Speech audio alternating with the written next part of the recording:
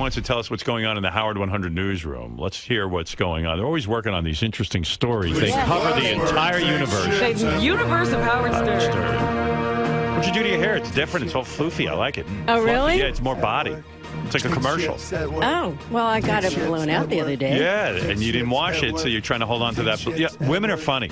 Women who don't know how to blow out their own hair, which was most women. Right. When they get a blowout, then they see how many days they can go without washing their hair. Yeah. So they won't do anything. They won't exercise. They won't do anything. They don't want their head to sweat. I knew a woman on Long Island. This girl could not fucking blow out her own hair. And she had that frizzy, that frizzy, kinky hair. And so she would, I remember her routine. She got 2 blowouts a week. Wow. Right. She needed one for the weekend and then during the week. Nice. So well, this chick had money. Her father had money. So she would have a blowout before the weekend, like Friday afternoon for the big weekend. And then she would only take baths. And she actually gained a lot of weight. She got very heavy because she couldn't exercise. She couldn't exercise with her hair. Well, if you exercise, your hair's going to get all fucked up. And you got to wash it, and then the blowout is gone. Yeah, and they can't blow their own hair. Like, to me, if I couldn't blow out my own hair and that was my style, I would learn how to blow out hair. I would go to a salon, and rather than just always being because you're crippled. You cannot do anything if you got to go with this blowout with the hair. I would learn how to do it. I'd hire someone and say, listen, you're a professional. Teach me how to farm and I can feed myself. So this woman would, on Friday, she'd get a blowout. She'd bathe only in the tub on the weekends. And then Monday or Tuesday, I think it was, she could stretch it out till Monday or Tuesday. Because by Monday, that hair was looking a little freaky. Because it starts getting like kind of stringy and sweaty and smelly. Sometimes they even put talcum powder and stuff into their head so that, it's kind of like scrubbing it down. And then on Tuesday, they get the washout and then the blowout, and that carries them through till Friday for the next one. There's something new now. What do you got? It's called the Brazilian blowout, but they put this chemical or this protein on your hair, and then you don't have to get your hair blown out for like 3 months. You can do it yourself.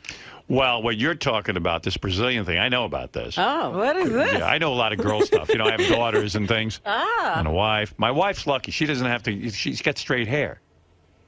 But this thing is some sort of process they put in your hair so your hair's straight. So you don't have a hard time blowing out your hair. Yeah, but it's not good. You put some fucking weird thing they stick in your hair. Right. And you look retarded. Poor women with their hair. I know. When'd you get the blowout? How many days? What's day are you on? Saturday. See, I know my women. Saturday, Sunday, Monday, Tuesday. She went to Tuesday. Wow. I'm trying to go all week. So you haven't washed your hair for 4 days. No, I'm really stretching it. It looks good. I get it. All right. Well, so good. What do you do? So you can't even exercise? No, I do. For some reason, I just put my hair up in a ponytail. It's okay. Oh, that's gross. And then I pray. You need to wash your hair today. Okay. Today's the day. I know you love your blowout. I love it. Why don't you go to a beauty salon and say to a beautician, I want to pay you. I want you to be my teacher. I need an hour of your time. They've tried. It's hard because the person who blows out your hair, they're standing on top of you. Yeah, there's a different angle. My daughter, Deborah, God bless her, she figured out how to blow out her hair. She can do it as good as any beautician. Yeah, some people can, but it's a difficult thing. If she comes back to New York, I'm going to give you a lesson. Okay. I'm not kidding you. This kid, I begged her to be a beautician. Really? Yeah. She wants something more. That wasn't enough. Not enough. If I could blow out the way she does, I'd be charging people a fortune. I'd get all these yentas on Long Island, and I'd blow them out 2 times a week. Oh, so you got a blowout. What'd that cost you? $40. Yeah. So you can stretch it. And that's on the low end, trust me. I think stretching it 5 days is a bit much. Well, I also have this cold. It's kind of gross not to wash your head. They basically say you should wash your scalp every day. Mm-mm. Yeah. No, dries it out. No. They say it's just like you wash your face every day. Wash your scalp. She doesn't wash her face every day. She's shaking her head no. Gross. I don't use soap on my face. That's why that date didn't work out with that guy. I have such sensitive skin. I have to be careful with anything like that. Well, I don't know. Stretching that blowout 5 days is a bit much. I know. So when's your next blowout? What are you going to do? You're going to blow. What do you do? Like, do you have to time it out, right? No, I'll just do it myself, but it won't look as good. Oh, okay. Yeah, because it's nice. I can see I see what you're responding to. Frames your face nicely. I look her over. It just, when you put on clothes, it just makes you feel better. It's just the best. Yeah, but you can't wash that head, and it gets a little itchy. You want okay, all right, it's enough. I know. And smelly. A little stinky. Yeah. But you look good. All right, anything else? Yes, we spoke to the former executive producer for David Letterman, Robert Morton, who talked to us about what's in store for Gary's appearance on The Late Show with David Letterman on October 25th. He admits there have been many guests who come out looking like a deer in headlights, but he says Gary's in the best hands in the business with David, and there's nobody that can make a guest look better than he can. And he says the people at Letterman are fantastic, and if Gary lets them do their jobs, he'll be great on the show. Oh, Gary will let them do their job. I've never seen Gary stop anyone from doing their job. He'll be fine. A lot of people think I'm being too mean to Gary. I was reading the email, and my world was rocked when you wrote in and said that I'm not being generous or loving toward Gary. Really? That rocked your world? No. I went on with my night, but I do read the email. I just want you to know that. Listening right now to the battle of two narcissists, Howard and Robin. They can't believe anyone would read a book by Gary. Have they ever heard of a memoir? I never said that. Do they even know? I did. Do they even know people who are not famous sometimes have interesting lives and write about them? And shockingly, those books get published and read. Sorry to burst your enormous ego bubbles, but you don't have to be a famous narcissist to be interesting. This one says, oh, my God, tell Howard to lay off Gary. He should be proud that Gary has a book coming out. Why would I be proud? What? I know I will buy the book as well as other radio fans. It gets harder to listen when he makes constant abusive comments to him. Of all the staffers, Gary is the most competent and normal. You hire such goofballs. Shall we name names? Sal, Richard, J.D., Benji. They deserve your rants, but it gets old against Gary. Just chill, Howard. Then there were those who loved me talking about Gary on Letterman. This one says, Howard's rendition of Gary on Letterman was hilarious. I was laughing so hard the tears almost caused me to pull over. I wish I could see Howard's face. I heard it's priceless. Anybody who, with the free time to buy no less, read that book needs to get a life. Whatever that means. I don't know. Oh, the guy thought I was funny. Love the Letterman and Gary stuff. Keep busting Baba balls. Well, you see that? People like it, too. Can you imagine what that's going to be when Dave sits him down for that in-depth interview? Dave, I got to tell you, I was late to work today. Did you hear that story? See, I called Howard. There was a big accident on the, what was it? On the Cross Bronx. Cross Bronx, on the George Washington Bridge. Yes. I'm supposed to be at work at 9, but I got there at 2. And you get off, there's a whole world out there you know nothing about. That's right. Black guy walking a dog. I was lost in the Bronx. Really? I feared for my life. I said, I'm never going to see my book premiere. Anyway, I was thinking about Gary's appearance. I heard a rumor that Gary's going to try and be funny on Letterman, and I think my advice to him would be... Be Gary. Just be Gary. Don't try to be funny, because you know where that goes. What does he mean he's going to try to be funny? He told somebody, I heard through the grapevine. He's working on a routine? Well, he wants to be funny. You know, he has a couple of funny ideas. I have some ideas that I'll give to the producers, but if they don't... I heard you want to be funny. Don't be funny. Well, no, I don't want to be You wanted my advice. I'm telling you what I told someone in private. I said, let's not tell Gary, let him try to be funny, and that's going to be funny. Well, it's not me being funny. It's a bit that if he wants to do it, you know what I mean? A bit? You got a bit? No, it's not a bit. See, Dave, you'll say, Gary, I understand you're producer of the Howard Stern Show. Then I'll say to you back, that's right, Dave, I'm the producer. Can you believe it with my big giant teeth? And then you're going to say, my goodness, Gary, your teeth don't look that big. And I'll go, Dave, what are you, blonde?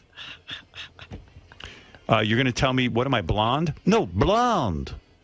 Like when you can't see.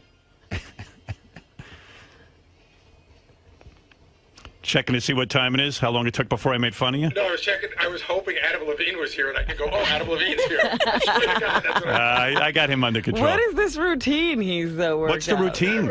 I do a great Arnold Schwarzenegger impression. You want to hear Arnold Schwarzenegger? Here it is. Stay out of my way. I'll be back. Both. I'll be back. Now, like to hear me do Christopher Walken? Now, Gary's got some idea. He's going to do something funny. I Right. know. What is this? What's the routine you want to do with Dave? It's not even a routine. Yeah. Listen, this was a suggestion. You said routine. I'm more bit. I nervous don't than know. Michael Jackson in a daycare center. I was going to say, Howard 100 News did a story on if they made a movie of the book, who would play me. And they went around the office and they asked everybody. And I was just going to say, you really get to know what people think of you. And I wanted good. And I wanted to put up the one. pictures of who they said because it was so ridiculous. I don't think you put up the picture. Just say it. Yeah, but just say. Well, some of the people you don't know, but if you saw a picture. Well, who did they say? Run the spot. Listen, I've been pre-interviewed by David Letterman 65 fucking times. They hate when you put up pictures. Okay. Pictures never fucking fly. Dave doesn't know how to work with them. Dave gets upset. Dave doesn't want to show Then the them. bit doesn't work. Yes, it does. No, Go it doesn't ahead. because you won't. I like this bit. You won't know who the people. Okay, one of them. Somebody Well, said name people we know. Mario Cantone was Okay. one. You're right. You need pictures. For Pedro from Napoleon Dynamite. Right. And then there's a guy that's really odd looking who's married to that chick Christina Hendricks from Mad Men, but you have to see him for it to be funny. Then you got to get an ape. Like, just get a picture of a monkey. Well, actually, and then somebody suggested Sal in the Gary mask, which I think is funny that somebody just get a monkey. No, right. This So is the it's monkey just a that thought. attacked that woman in Connecticut. Yeah, the monkey who attacked the woman in Connecticut. He's still alive. We were neighbors. Yeah. We were neighbors, We both live in Connecticut. Wow. I like it. But that's not a bit, I guess. It's just I like it's a story. that. You could put up the Hall & Oates guy, too. What do you think? Oats. I want Oates to play me. I think Dave will like that. Now, I like that. Okay. All right, I'm down with that. Get the pictures. Hurry up. Start preparing. When is the appearance? October 25th. Yeah, I'm already in front of my TV waiting for that. I would like to You're going to see. sit there until he comes on. That's right. I would Don't like to miss see it. Forrest Whitaker play me in the movie. He's very talented. Yeah. Are you disappointed that you can only set your TiVo 2 weeks in advance? Oh, you know what you ought to get? Like a picture of Jerry Lewis and the Nutty Professor because he has big fucking teeth. No, but Gary can be funny. Remember when Gary was in Florida on stage? And he did his stand-up? I don't remember that. Sure. Everyone It was remembers. right before I pushed Sal off the stage. Right. I can't say enough good things about this guy. You know him, you love him. He's got the teeth of a fucking monkey.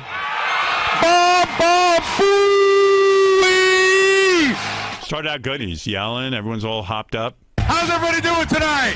All right. Here we go. Got the crowd on your side. I got to tell you, we got an interesting group of people here tonight. We got a redneck who doesn't brush his teeth. We got a racist stockbroker. We got an old illiterate man. We got a heroin addict. And we got a Jew. And that's just these guys over here. See? He knows how to take charge on stage. You do the racial minority card. Racial humor and sexual and Italian and Hey, Vinny. slurs like that. as well. Vinny's the late-night liaison to the David Letterman Yes, show. and he said he pitched Gary. Right. I heard that. East Coast. I think it's a horrible idea for him to do any shtick or comedy. Yeah, well, let me tell you something. You haven't heard my Michael Jackson jokes. Listen to me. Vinny, Horrible idea. please don't tell him that. I want him going out and doing all these bits. You know, I mean, a lot of people are not going to know. Vinny. I'll whisper. Okay. Vinny. Don't do it. No. Let him do it. Because Please. it'll be funny for us. We need the tape. We need to have that look of disgust that Dave's going to have. Can I just say something? Yeah. This is not what I'm doing. These are things that I would talk to a segment producer about. If a segment producer said that doesn't work, then I just scrap it and do what they They're want. going to love it, Gary. They're going to love that idea. I love that Vinny calls in as an expert. Vinny has as much to do with the Letterman show as I do. We were debating. You know what? They spend all day avoiding Vinny over at the Well, Letterman I show. thought it was interesting because Vinny was in, like in one of the news segments, Vinny said he pitched Gary. Yeah. Did you pitch Gary? Did you actually? I pitch Gary big time. To maybe who? 3 or 4 times a year. Could you imagine Dave's face when Gary comes out to do his bit? How did he get on the show? How did he get through security? And then they fire Vinny. Wouldn't it be great after Gary's appearance, Letterman goes, you know what? I listened to that fat fuck Vinny the first time, and look what happened. Fire him during the appearance. Yeah, that'd be funny if Vinny gets fired during Gary's appearance. I'm a casualty from Gary's appearance. I said this on the wrap-up show the other day. One of my biggest fears is that, this is somehow not forced upon Dave, but sort of pushed on Dave. And there's been pushing on Dave. I don't know, friends, because of Vinny, and I'm friends with Rob. Maybe people Dave does not buckle. Right. No. And my biggest fear is that, Dave is. It's like 3 p.m. Dave goes, "Who's on today?" And they go, "So and so, so and so." Because you know how you and I have been here, and you go, how did that fucking happen? You go, you agreed to it. You go, what the fuck was I thinking? Right. Like, that's my worst nightmare. Well, I see some of the people that are sitting on that couch, I go, wow, Gary's going to be there now. I'm having second thoughts. But you've had second thoughts about guests after you've booked them, right? Oh, yeah. Gary will come in and he'll go, so-and-so's here next. I go, what the fuck? Right. How'd that happen? How did I approve Well, that? first it starts where you get mad at me. You go, I didn't approve that. And then, like, 2 people go, you did. And it's impossible. And then you go, I can't believe I fucking approved that. Gary, what other ideas did you have? A story about when I was working with Howard at NBC and some involvement I had with Dave and his organization. That's good. Like, I'll tell them, and if they think it's a funny story, I'll tell it, and if not, I won't. But it's not a bit. And so you got no prepared bits other than the photo stuff or anything else like that? That's it, yeah. Vinny thinks you shouldn't prepare bits. I want you to go out with But again, you tell a producer something, just like here. Somebody called me, and I say, I don't think that works. That's a good story when you used to steal guests from the Yes, Yeah. yes. Well, there's a better part to that story, and I want to save it for the show, but I used to steal guests, and then I got called up to the main offices. Right. Gary got in trouble. Right. I heard the other side of that story, actually, the other day from the person. She still works there. Does she? Yeah. Oh. I thought they were calling Howard. I thought they were calling to give me a job. I really did. I thought they had seen how good I was doing, and I got up there. They shut the door, and it was like the fucking Gestapo. Howard, weren't they doing like a bit where they were picking up the NBC hotline, the complaint line, not even knowing people were going to be calling to complain about you because your show was on at the same time? Yeah, but that has nothing to do with it. No, I'm just saying, no, I'm talking about Howard now. That's more interesting. Howard, like, that was a bit on the show. Let's listen to the NBC hotline, and then Dave found out about you through people just calling in and complaining about your show. Right. All right, hey, Vin, I got to go. You're off topic. Thank you. Bye. Right. That veered way to the left. Yeah, Ralph. Dude, you ruined it. I thought we weren't going to say anything. Gary was going to go out and try and be funny. I wasn't. I'm going to talk. You have some ideas. Listen, if they call you and say, you have any stories, I would have told those stories. I would have said those don't work, and then we move ahead. You two got into it yesterday, didn't you? Yeah. Ralph and Gary went at it on the wrap-up show. I was really fucking. I was feeling really bad about that, and I didn't think Gary was feeling bad too. I happened to go to the station, and we talked, and I don't know. Me and Gary, I start busting his balls and stuff, and then it gets like serious and takes a really wrong turn, and I didn't mean to get mean. Well, if you want to know the truth, like I'm with both of you. Gary. Yeah, but I'm with both you guys privately. And like Gary, at least once a day, comes up to me and goes, "You know what? I don't hate Ralph or anything, but that fucking Ralph." And then he goes into a thing about you. Well, he gets under my skin for certain things. And then when I'm alone with Ralph, he starts goofing on Gary too. And I mean, So they're both guilty. They're both guilty. They both dislike each other, but they don't want to face it. And you know what I thought was funny? Because Gary's talking about how Ralph has your ear, but he has your ear too. Ralph sees me once a week for an hour at the most. Yeah. Gary has my ear every day. And I hear a lot more about Ralph than I do about Gary. I don't know about that, but I'll tell you what Gary is so paranoid that Ralph, when he gets a hold of me, fills my head up. I am. Ralph and I talked about that. I mean, I'll admit, for at least a half hour out of the hour, we sit there and do the Gary impression. I told Ralph yesterday, we sat down and as soon like I'm waiting there for you to get there, I'm doing my thing, you come in, it's immediate. It's and like, I walk in, I see Ralph, I go, "Hello, Wolf. How are you? What's happening? My life's annoying today." Like, Howard, Ralph and I made up yesterday, but we sat down and we went over all this, and I said, in my mind, there's like a little couch in your room, and Ralph's sitting there with a book, and you sit down and you go, Ralph goes, "This one's an asshole. This one's an asshole. Look at this guy." But I know it's not like that. Hey, Howard, I'm actually working on that book. Can you write a forward for it? No. Yeah, here's Ralph. In case you missed it yesterday, here's Ralph and Gary going at it on the wrap-up show. I was very amused. Oh, a lot of name calling. Yeah, I liked it. A lot of shithead stuff, all kinds of things. Asshole. Gary started cursing it. He started it. Yeah, I did. Gary was really angry. I went from 0 to 60, no doubt. Here we go. And for your listening pleasure, what happened on the wrap-up show? Who did you get to do the red carpet Emmy stuff? Julie. Okay. You also could have called me back and told me. I said I'd call you back. I said, if we're interested, we'll let you know. And then we weren't, and I didn't. Okay. You know what? I got to tell you, that's good producing. I'm trying to help you out. Should I have called you back and go, "Gee, Ralph, we decided not to use you, but thank you"? Yeah, that's what I would have done. That's what I think a good. Who knows what you would do? You never held a job. Right. But you say that too, and that's so not true. Well, you never held a job like this job. You just blurt stupid things out. So do you. Well, no, I can back my things up. You said that you said never held hold a on, job. hey, That's it. Yeah, you said on Superfan Roundtable the other night that all I do is sleep on the job all the time. Well, you just blurt dumb shit out too, fuckhead. I don't think that. You think I sleep all the time? There's videos of you sleeping. No, there's not videos of me sleeping. There's one moment, fuckhead. And fuckhead, that was also. Also what? You also closed the door. You put your feet up. It wasn't like you nodded off. You like. I didn't. First of all, I didn't put everything but put a blanket out. Okay, but Ralph, that's one time. You said you have many videos of me. I'm fine. No. Yes, you did. You just 2 seconds ago said there's videos of Gary. Yeah. Where are they? And Doug and Scott again, you wouldn't know. You've never had. You haven't had to be at a job since you were in that fucking parking tent. Where we found you and the good graces of us gave you a job that you fucked up at Channel 9 and we continue to pay you. Sporkle, Scrabble, whatever the fuck you're wasting time with. Right. So funny. Oh, I'm horrible. Yeah, I mean, and by the way, it wasn't a parking tent, it was a parking booth. He was in a booth with a gate. He was the guy at the gate, like you hit the button. You mean the gate he'd raise the gate? Yeah. Oh, my. Right, you had a button. That would have been too much work. No, he just took the money. There was no gate. Right. There was somebody drive up. I'd hand them a ticket, and then on the other side they'd leave, and I'd take the ticket, punch it, and charge them. Wow. Yeah. You're no slacker. No. That was the greatest job. Is outside. I'd wax my car and hang out. These guys were going at it, man. Here's some more. Here I love fighting. What is it that you do, Ralph, that's so important to the show? I know that you call and you tell us what we all. Hold on, Ralph, hold on. I know what you call. You call us and tell us. Hold on, I'm talking. I'll fucking talk over you, shithead. I'll talk over you. I'll talk over you. I'm going to finish the sentence and then I'm going to finish this. Hold on, I'm going to finish the sentence and then we can go. You can tell everybody here what they do wrong, including Doug, how he shoots his pictures, Gary, how he produces a show, Jason, how he runs the website.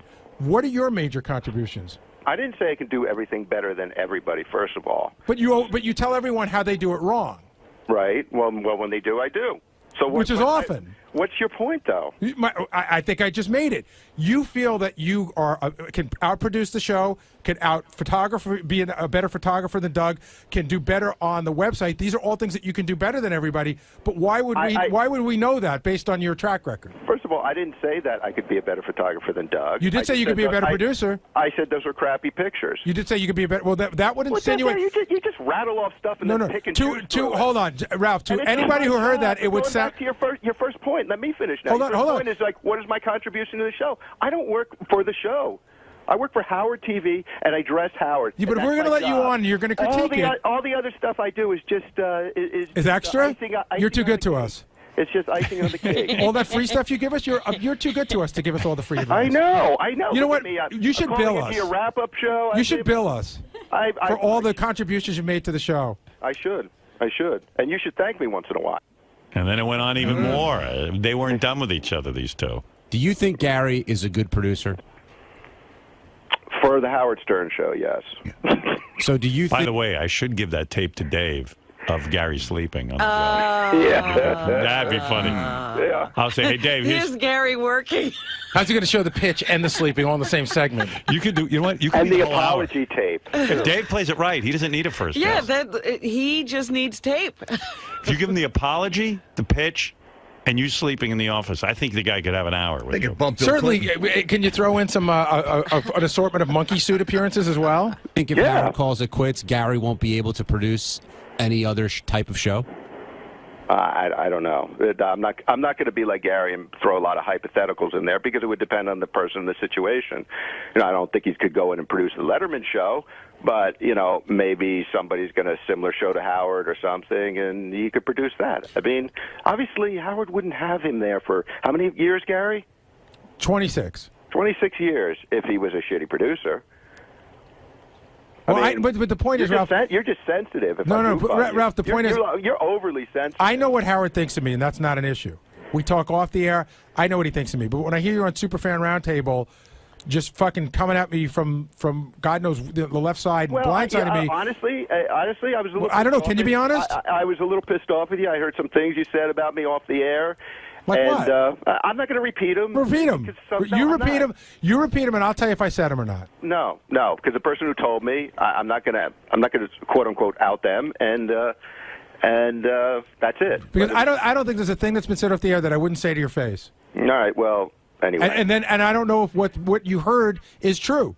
Well, but I would tell you. You know, things when they're said off the air are a little even different than they are on the air. But no, I don't know. But if you can't hold me responsible for something that you heard I said when I'm giving you the opportunity for me to tell you if I said them. Yeah, but I'm not. What's going on here? You're saying that I'm not going to say who it was and what it was. That's all. Right, but you don't even know. I was already a little annoyed. But you don't even know if it's true or not. What line is Ralph on? How do you know? I do, because I'm smart. Right, you're not that smart. You're 10 points lighter. What line is Ralph on? I just put him on hold. Oh, he's not on the phone. I hung up on him by accident. But so Ralph and I talked yesterday, and he told me. Call back, Ralph. He told me what was said, and something I said during a break in the wrap-up show. Yeah. And it was something that I would have said to his face. I joked around. So Ralph is implying that he has a mole here at the station. He does. He does. Yeah, somebody's. So when you say something off the air, he gets word. Almost immediately, by the way. That's helpful, isn't it? Yeah, it's very helpful. Ralph, you have a mole? No, I have a berry. Right. Come on, you have a mole? Yes, I have people who report to me. I can't imagine what sort of Who a do you low think life it is, Gary? It'd have to be I mean, who would pick up a phone and call Ralph and say, "Do you know that Gary says this about you?" I mean, what kind of a low Do you life? have a suspicion who the mole is? Who Yeah. against you? You do? I know who the low life is. Oh, really? I'll smoke his ass out. Who is it? He'll be in here. He'll come in. He knows who Sal? he is. No. Jason? No. Jason. Yeah? Jason. And can I tell you what it was that I said? I joked around. Ralph was on the phone, and we were talking about the work we do, and I go, "Oh, there's a guy on line 10 who wants to tell me who to do my job who's never held a job." And so, I would say that to Ralph's face. Ralph said it was a little bit more cutting off the air, which I agree. Oh, here's the mole. Oh, DePace. Oh. My friend here. First of all, I'm not a mole. What I said was exactly what you said in the same segment, that he's never held a job in his life. Hold on. That was it. You told him that I said it off the air. I was talking to Ralph, and he said that I tried to call in to agree with you about the Benji getting here at 5:30 and how Gary doesn't manage. And then I said, yeah, it's funny they didn't take your call. Right after the thing hung up, I said, yeah, why didn't you take Ralph's call that agreed with me? And Gary said, that's coming from a guy who's never held a job in his life. So that's a mole, asshole. You're That's a fucking not gossip mole. washerwoman. You said it all the time. It's like not even a big deal. That's crazy. Scott, you literally called him to tell him what I said. I did that, you jerk off. I called to talk to him about whatever. Scott. Yeah. You're a mole. No, I'm not a mole. Gary said something off the Well, air. then Gary's talking behind people's backs. What the hell is he? Wait a second. It's like if we were all You in little here, deflecting hairless bitch. and I... You cocksucker. Look, he just turned to deflect. It's my fault You're for saying deflecting. You're the one who just said he's never held a Scott, job in his life. if You're you- deflecting to if say we're- I'm the problem? If we're in here and we're having a meeting, Yeah. let's say, and Gary brings up a name as a guest, and I go, I don't want that guy who wasn't that funny. If you pick up the phone and call him and tell him I said he wasn't that horrible funny. analogy. That's not the same thing. It is. Okay, This was Gary talking during Isn't a it the break. same thing, Robin? Well, this is, again, we're right back where we were when he wouldn't apologize for... Oh, my God. You guys are idiots. You're all doesn't get stupid. anything. You're going to say that I'm wrong here? If we all work together, and Gary says something off the air about Ralph, and you pick up the phone and call Ralph and tell him what That's what not Gary exactly what happened. Okay, he picked up the phone and Ralph called and I you. were talking about whatever, You're a and then mole. that just came up. A little bit, you're a mole. And besides, if you listen to the first clip again, Gary said the same thing on the air. That's not the point. But Ralph we got know upset that. about the off-air comment. Because and you're he in- only knew about that because of you. Well, you know what, then, Gary, don't talk behind people's backs. Well, you too. Why don't I just talk about all the shit you say in the control room but behind everybody's back, including somebody you're looking right in the eye sometimes? Who's that? He says everything about everybody. Listen, you Go talk ahead. about this, you talk about people's angles and blah, blah, blah, blah, blah. So if nothing's a secret, then why are we all working together? That would be anarchy. What's he saying about Lisa G? Go ahead. I think she looks good. Oh my God, he laughs at her. He does, yeah. He laughs at Lisa G. Did you just laugh uncontrollably? I did. I was making fun that she found it so funny that she hasn't washed her hair since Sunday. He was laughing like she like laughed uncontrollably. I mimicked that. Big fucking The deal. point is, if Gary says something about Ralph, in a room, Look, and dude. you pick up the. Granted, maybe Gary shouldn't have such loose lips. He's got giant rubbery Giant lips. lips. But the point is, if you pick up the phone and call Ralph to tattletale, that's not exactly what happened. You're a mole. No, he's actually a rat. You're saying it wrong. That's a mole. What happened was that's not Ralph and I were having a discussion. If Ralph asked him to feed him information, then he's a mole. But since he kind of did it unsolicited, he's a rat. I'll mole on Gary any day I want. I know. Listen. You know what, Howard? Honestly, Scott and I were talking probably for like 15, 20 minutes, and he just mentioned it in passing. He didn't call me. But mentioning it is in passing or otherwise is sort of like, listen, Ralph, there's things that are probably said behind my back that people don't tell me, and there's things that are said behind your back that I don't tell you because it just creates chaos. What happened yesterday? Ralph Yeah, came in. you wouldn't want chaos around the Howard Stern show. Well, you know what I mean. Ralph came in and apologized to you? I know. I called Ralph. Yeah. I called him as soon as I got off the air, and I said, because I knew he was on his way here. Right. And I said, hey, man, do me a favor. As soon as you get in, stop by my office. So as soon as he sat down, I said the first thing, I said, we're degenerating into a weird place that I don't really want to go to because I'm not that mad at you. And he goes, oh, my God, I feel the same way. And then it was just like. Did you guys blow each other after this No, conversation? but it was sort of cool. We sort of felt exactly the same way. Right. And we didn't know how it got to that place. And So now you're friends again? Yeah, we're always friends. You guys really don't like each other. The thing is, the show really brings the worst out in me sometimes. It's encouraging. There are things you don't like about Gary. Well, but that's okay. There's things that people don't like about everybody. But it's not like I hate Gary. I do like Gary. It comes off that way a little bit. What's that? It comes off that way a little bit. I know. Well, yeah, because he annoys me sometimes. And he thinks Gary's a shitty producer. He does. I don't think he's a shitty producer. You do. Just admit it. I don't know what that. I don't know when you say producer, it's such a broad term. You don't need a quote-unquote, again, producer. You don't need somebody who's going to steer the ship for you and do all that kind of stuff. Well, that's not true, Ralph. In other words, some people need a producer. There's some radio people that the producer is more important than the talent. Where the producer says, at 8 minutes after we're going to do this, at 10 minutes after you're going to go to that, and the talent just listens. Howard really is the producer of the show, but he does need somebody to steer him and say, this is what's available. Absolutely. We got to do this at this time. That's right. You're a great producer for him. And I don't see anything wrong with saying that, Well, you're implying that he But that doesn't mean Gary doesn't have other talents. It's a backhanded compliment. It's not, though, Fred. Hey, by the way, as long as I got DePace in here, let's get it all off. Let's get it all off our chests. DePace has been harboring a very big resentment toward Gary. Why? That he hasn't brought up on the air. Scott DePace, our director. And, you should know about this. Well, this is where all of this fomenting unrest comes from. Is it going back to the sleeping tape? No. Okay. This is going back to, in your new book, the picture you use actually was taken by Scott DePace. I don't know that that's the case. That is the case. I went back, looked through my pictures. It's number 33 of 50, half of which were like pictures of lights and crap like that for our Vegas show. It's my picture. Okay, how much do you want for it? I'll pay you for it. And you didn't ask permission. I did. You know what? It wasn't as if I knew it was Scott's and I didn't ask permission. I thought it belonged to someone else, so I'll pay you for it. I'd rather pay you for it and not have to deal with you than actually have to fucking deal with you. I think you said that was priceless, that picture. Yeah. It's your Picasso. That's my Pollock painting. You realize how much for a dozen of those shitty shirts? I'll give it to you. Now you have, and now, Gary's not only insulting you, but you could kill his whole book just by not giving him permission. I wonder if I took him to court, what would happen? Yeah. You could absolutely sue him and stop the book from coming out. That's right. You can Interesting. I'm filing an injunction. I did say that it was my picture. And I really didn't think it was. You should have checked into it. At least asked me.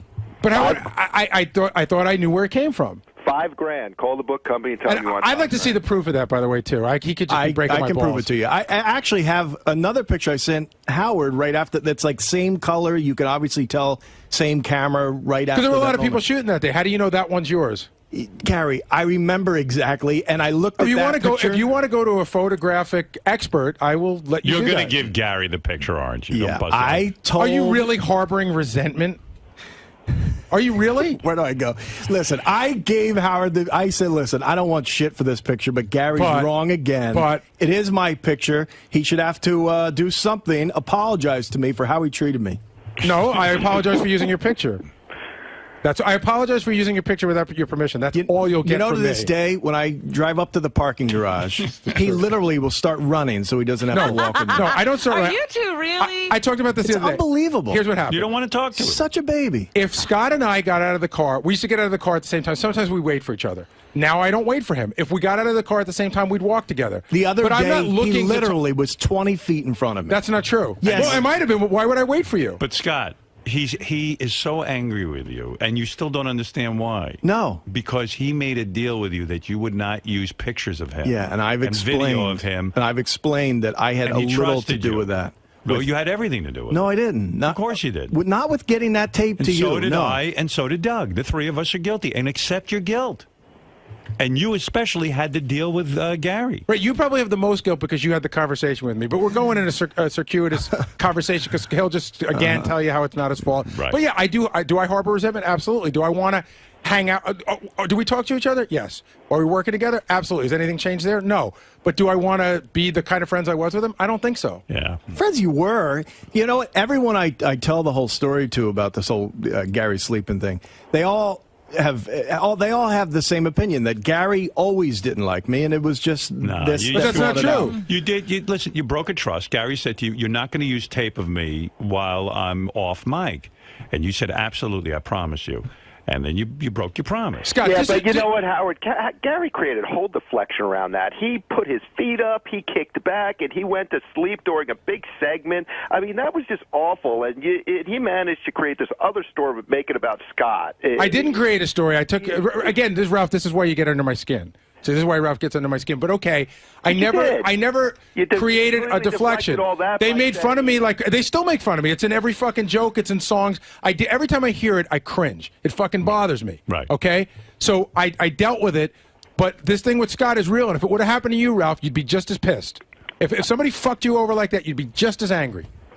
But he's right. You did. You Hold on. I didn't answer. I'm not talking to you. I'm talking to Ralph. I've already dealt with you. Ralph, if somebody fucked you over like that, how would you feel? I said at the time, I'd be so pissed off. I don't like people when they record me when I don't know it, and you know that's a total invasion of privacy. Right. But I also would never allow a camera in my office or in my house, and then if I was going to go to sleep, I would certainly throw something over it and cover it. I mean, you're sleeping on camera. You know, you got to take responsibility for what you did. I have taken responsibility for what I did. And even that Why were you so tired that day? I forget. I ate 7 black and white cookies. He's probably writing his book all night.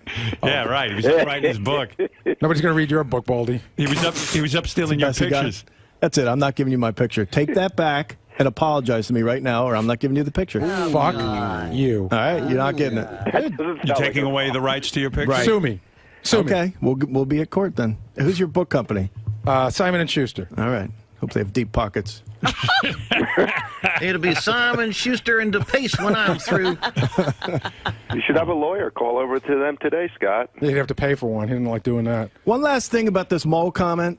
I called Ralph yesterday after the show and said, listen, if that was me that you're talking about, because I didn't know, by absolutely, go ahead and say that I said that, because I don't hide behind those comments. You know what? I would have said who it was, but quite frankly, I forgot. I didn't even remember who it was. Well, anyway, there's obviously a lot of bitterness that Gary in the morning avoids you and walks Well, ahead. he does the same thing. Listen, even when we were alleged friends, he gets out of like Scott's very odd.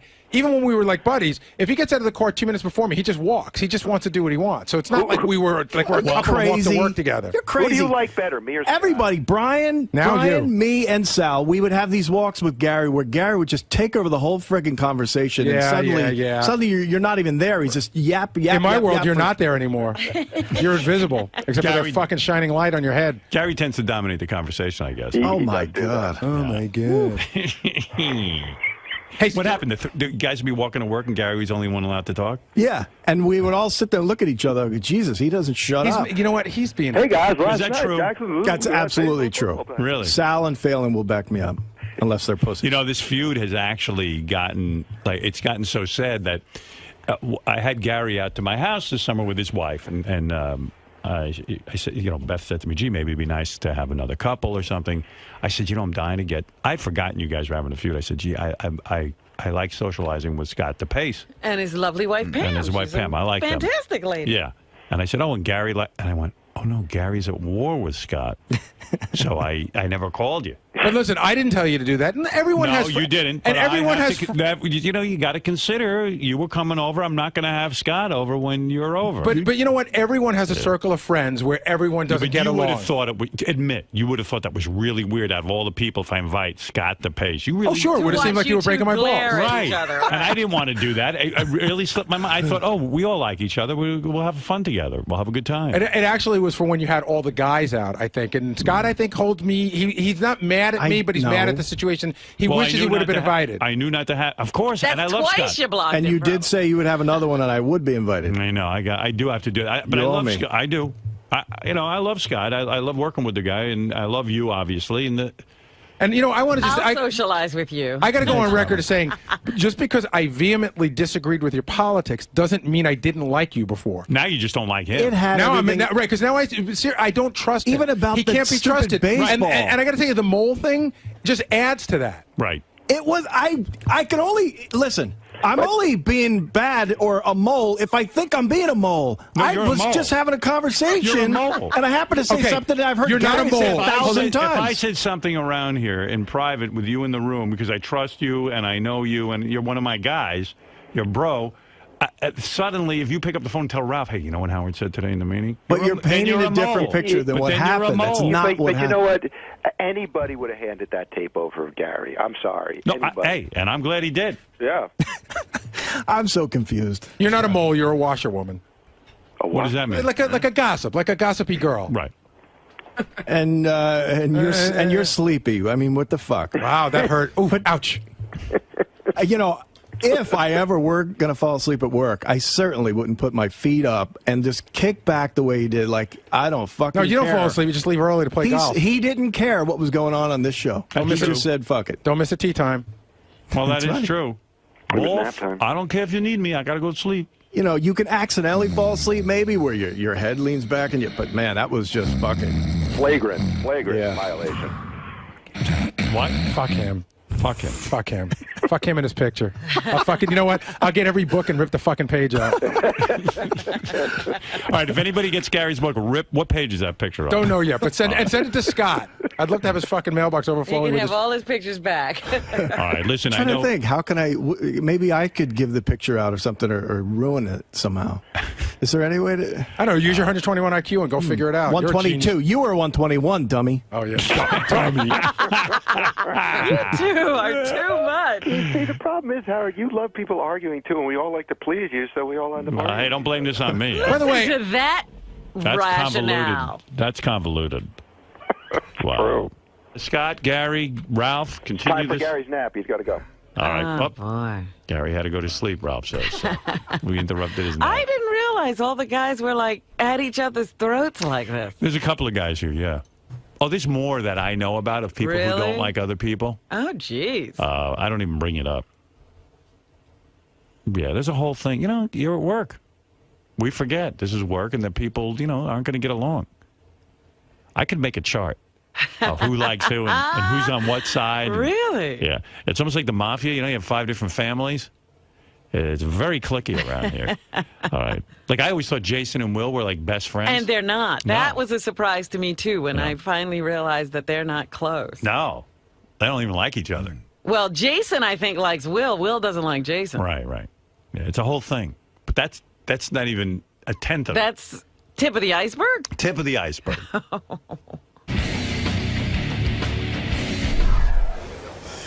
There's the mole. The mole.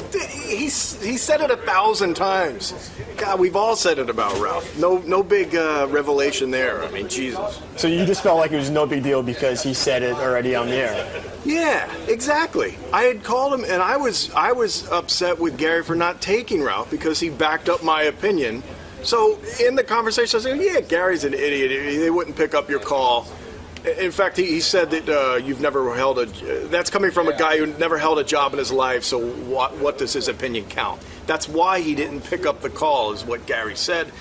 So it totally made sense in the conversation. I'm not a mole, but fuck it. I'll mole against Gary any day of the week. Gary, so you're still obviously very mad at Scott. Yeah, I don't made no secret of that. Now, do you think you would be as mad about the small thing if he didn't catch you sleeping? Well, it's not about him catching me sleeping. It's about him breaking a promise. But if that didn't happen, it has a lot more. It has a lot more to do with his attitude after that.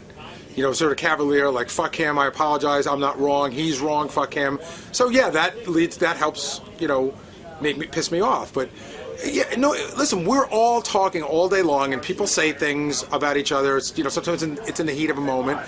So if that gives me permission to every time I hear Scott talk negatively about someone, email them, then so be it. What's happening with this picture? Is he going to get it? No. I want the rights. I mean, I own it. So unless he makes good, and somehow he better figure out how to make me happy, or else it's mine. So he doesn't necessarily have to pay for it. He just has to apologize. I said to Howard originally, all it was I totally will give him the picture. I just want an apology, something on the air. That, half of it was in humor, but once he takes this angle, then fuck it. It's my picture. I want some serious cash. All right, we'll see what happens. All right. And now he wants something for this picture. Yeah, I called the guy from Getty Images called us. He's, it's one of the biggest photo services in the world. The going rate for a photograph and a book is $80. I'll give him $200. So you'll be fine paying him for it. Sure. I don't need to be in his debt. No apologies for it, because he said he wanted that. No, I apologize for. See, again, you would apologize if I knowingly took it from his book and said, "Fuck Scott, I'm just going to use it." That would require an apology. I thought it came from K-Rock, which Howard owned the photos. And so I unwittingly used Scott's photo, and for that I apologize, and for nothing fucking else. Scott, so I just talked to Gary, Yeah. And he said that he contacted a photo company, and the going rate for a photo like that is around $80, but he's willing to give you $200. $200? That's a fucking nice picture. Gary really wants that picture. Is perfect because it shows all the guys on the show. It shows Gary in some sort of position.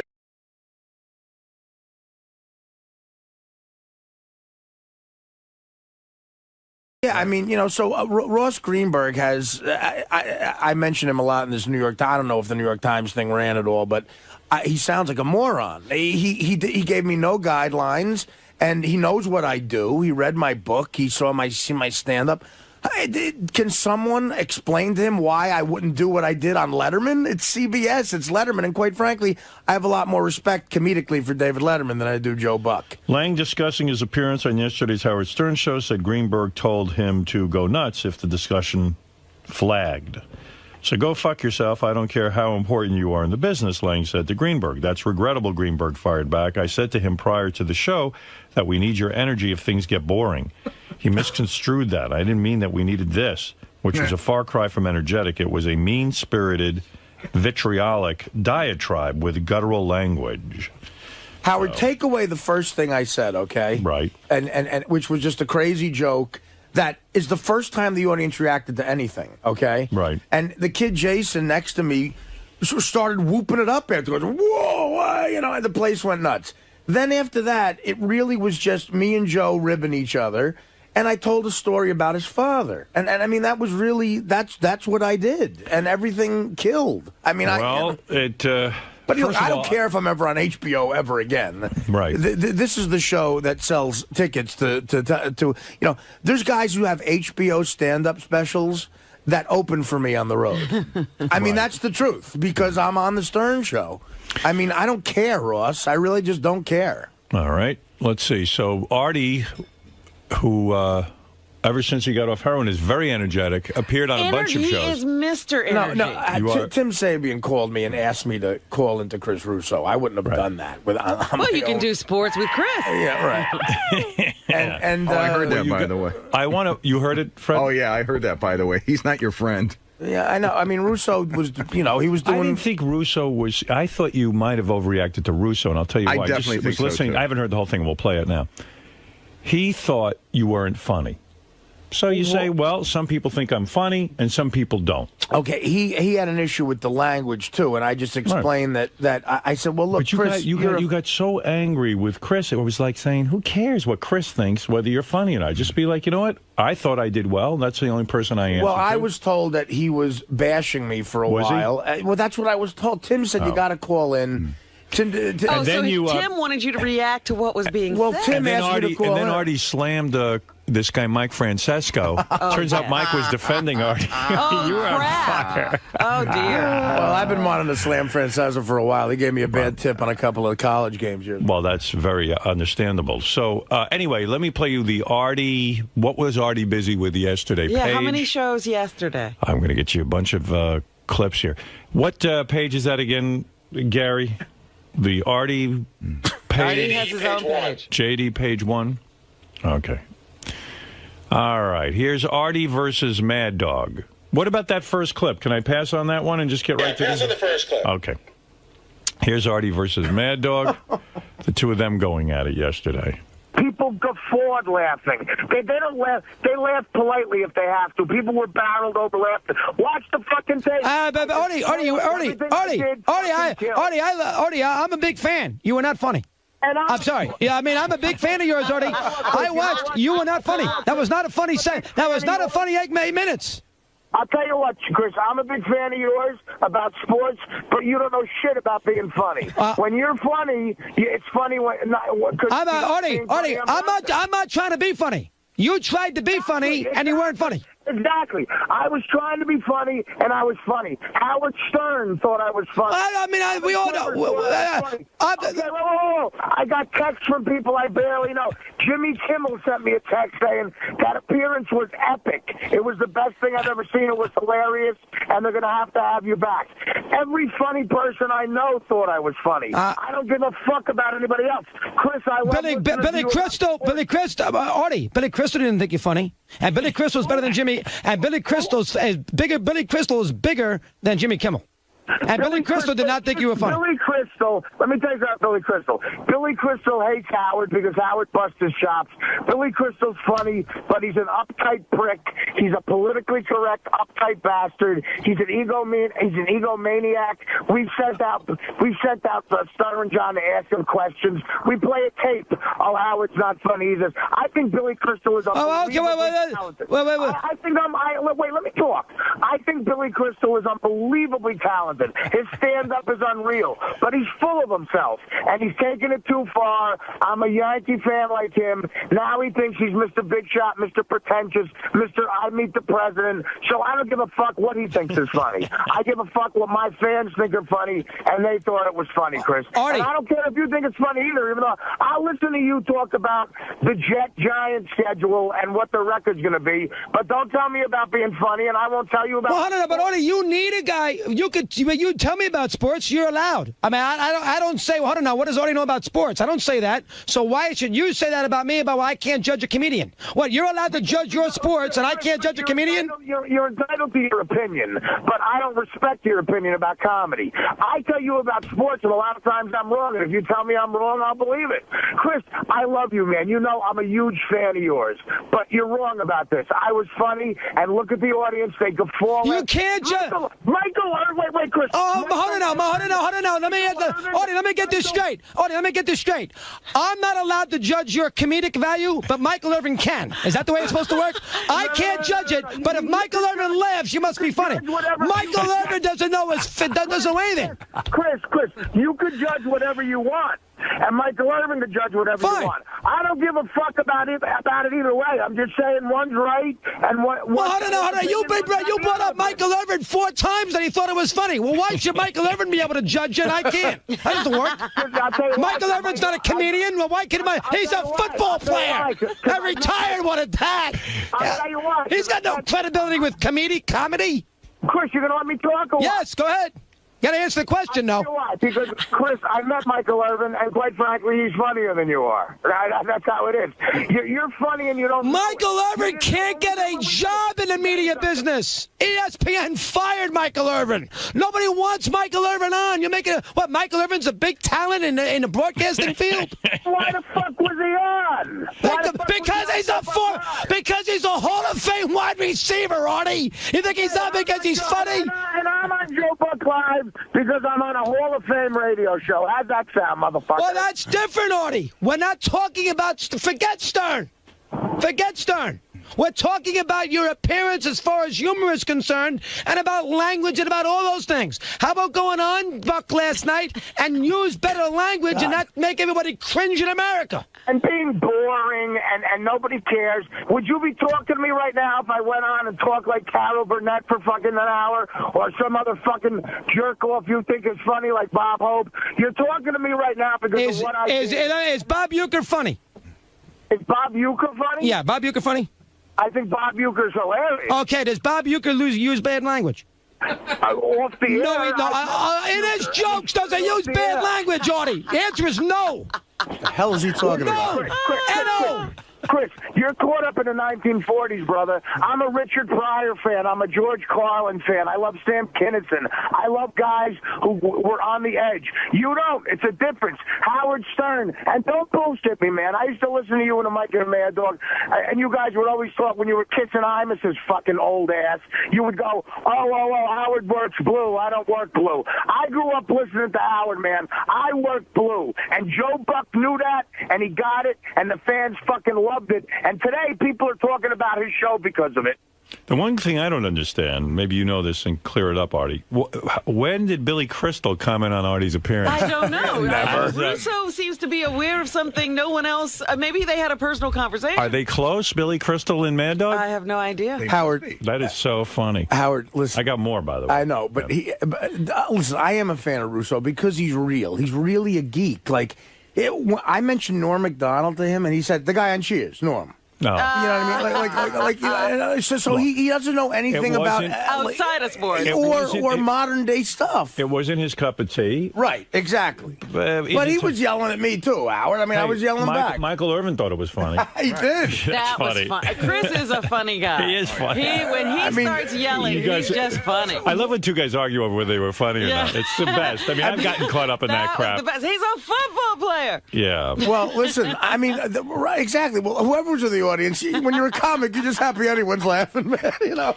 It seems like you're getting caught up lately in a lot of fights with people, a lot of agitation. I'm worried about you, honestly. Honestly, Howard, I'm fine. I really am. But people are fucking with me. But I don't know. You think everyone's fucking with you. No, I'm fine, Howard. You are? And I'm in therapy, and it's starting to work. It's working? Did you talk to your therapist about this? I have a shrink session today. And, good. Oh, good. How long? I love the guy. He's finally back from his honeymoon. How many hours is the session today? It's going to be about an hour and a half because I have a book signing tonight, so I have to calm down. Right. But I have so much anger in me. I do. I have anger in me, really do. and I'm working on it. Okay. What is it, Fred? I have a couple of thoughts. Book a triple session, number one. You got it, Fred. And number two, I heard that exchange yesterday, and in my opinion, Russo has no credibility whatsoever to judge who's funny and who is not. No, you're missing the point. But it's his opinion on He's commenting on what he thought was funny. But the difference in the argument, too, is he's commenting directly on what Artie does for a living as opposed to what's funny, and Artie's not commenting on what he does. What if Artie would have come out? He does. Artie says I don't say he does a Artie bad says job. he's a fan. I don't say he does, but what if he called in and says, I don't think you're doing a particularly He says good show he likes today. Artie, he's a fan, but he didn't think this performance was his best. I think that's a nice little cop-out when people want to say something shitty about you. They preamble it with, I agree. You know, I'm a fan, but... He sounds like that guy, Mark Krisky. Look, Howard, I he was gave his on... opinion. Right. Quite frankly, who cares what Mad Dog's opinion I agree with is? it, but Artie did his thing. I just want to say one thing. Also, his opinion is colored because his favorite comedian is Carol O'Connor. Yeah. And that's not even a joke. Well, I mean, you know, Carol O'Connor is a great actor, but exactly, he doesn't know what he's talking and the about. second point, I listened long after Artie had his meltdown on the air, and he admitted, I believe he admitted he didn't even see it. Oh, so then how could he comment? You know what? That's the beauty of Chris. He did not see the show. Mad Dog didn't see the. Did he watch the performance on YouTube or something? No, he either watched it on YouTube or he heard the tapes. Or Billy Crystal called him. He did not see the show. Billy Crystal called him from the movie set. Chris, I'll apologize ahead of time, but I believe it was about maybe a half hour, an hour afterwards you admitted you didn't see the show. I just like that Billy Crystal is discussing this with Mad Dog. It would have been nice if Billy Crystal could have said it in his own words. Hey, Howard. Yes. First of all, before a Springsteen concert, I went on Mad Dog's show a couple weeks ago. Right. And what I did on the Joe Buck show compared to what I did on Chris Russo's show looked like Romper Room. I mean, and he hugged me afterwards and said, that was great. I loved it. I mean, what you know, I mean, this is satellite radio. I am a dirty comedian. I admit that. I'm not as smart as Jerry Seinfeld, I guess. I'm not as smart as... But when you go on, let's say, Paul Letterman or Conan, you do not work dirty. You're able to do both. I can do both, That's yeah. right. But on HBO, I figured, what the hell? Let it loose, man. Right. Why not? All right, here's Artie versus Mad Dog round 2. Oh, boy. Artie, can we calm down with the language on that kind of show? Can we do that? All right, listen, it's HBO, Chris. I will never listen to you with comedy advice, okay, buddy? You pick up my DVD, I curse like crazy. It's rated NC-17. But I know when I buy your video. Artie, I know when I buy. I'm not going to your fucking kid's 8th birthday party. Well, what am I supposed to do? Turn off HBO? I know if I buy your video, I know what I'm getting. I know when I sit there and buy your book, I know what I'm getting. It's HBO. Artie Lange's on HBO. What do you think? You're going to hear me do a psalm from the Bible? You got to be. Are you not stupid? You can't calm down. Artie, you can't calm down. Artie, you can't calm down a little bit? You can't calm down a little bit right now either? I'm fine. You can't calm down a little bit, Artie? You're not fine. You're not fine. You know what, Chris? No, I like to go over the line. I like to shock. I like to be funny. I like creating uncomfortable shit, and I love conversations like this. This sells books, man. I'm a businessman, too. My book went through the... I'm number 1 on the Google Trends today. I don't give a shit about shit that much, except I want to be funny in my own way. I'm not censoring myself for anybody. This is like Lenny Bruce shit, man. Lenny Bruce got arrested, so I'm allowed to curse on HBO, and I'm going to fucking honor that. Howard Stern went through hell to be able to get me to...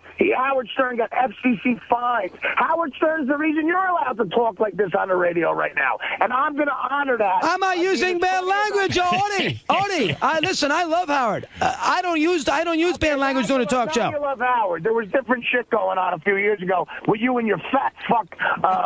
Oh, we got to leave Mike alone, Artie. Please, that's not fair. Don't get on Mike. It's not his fault.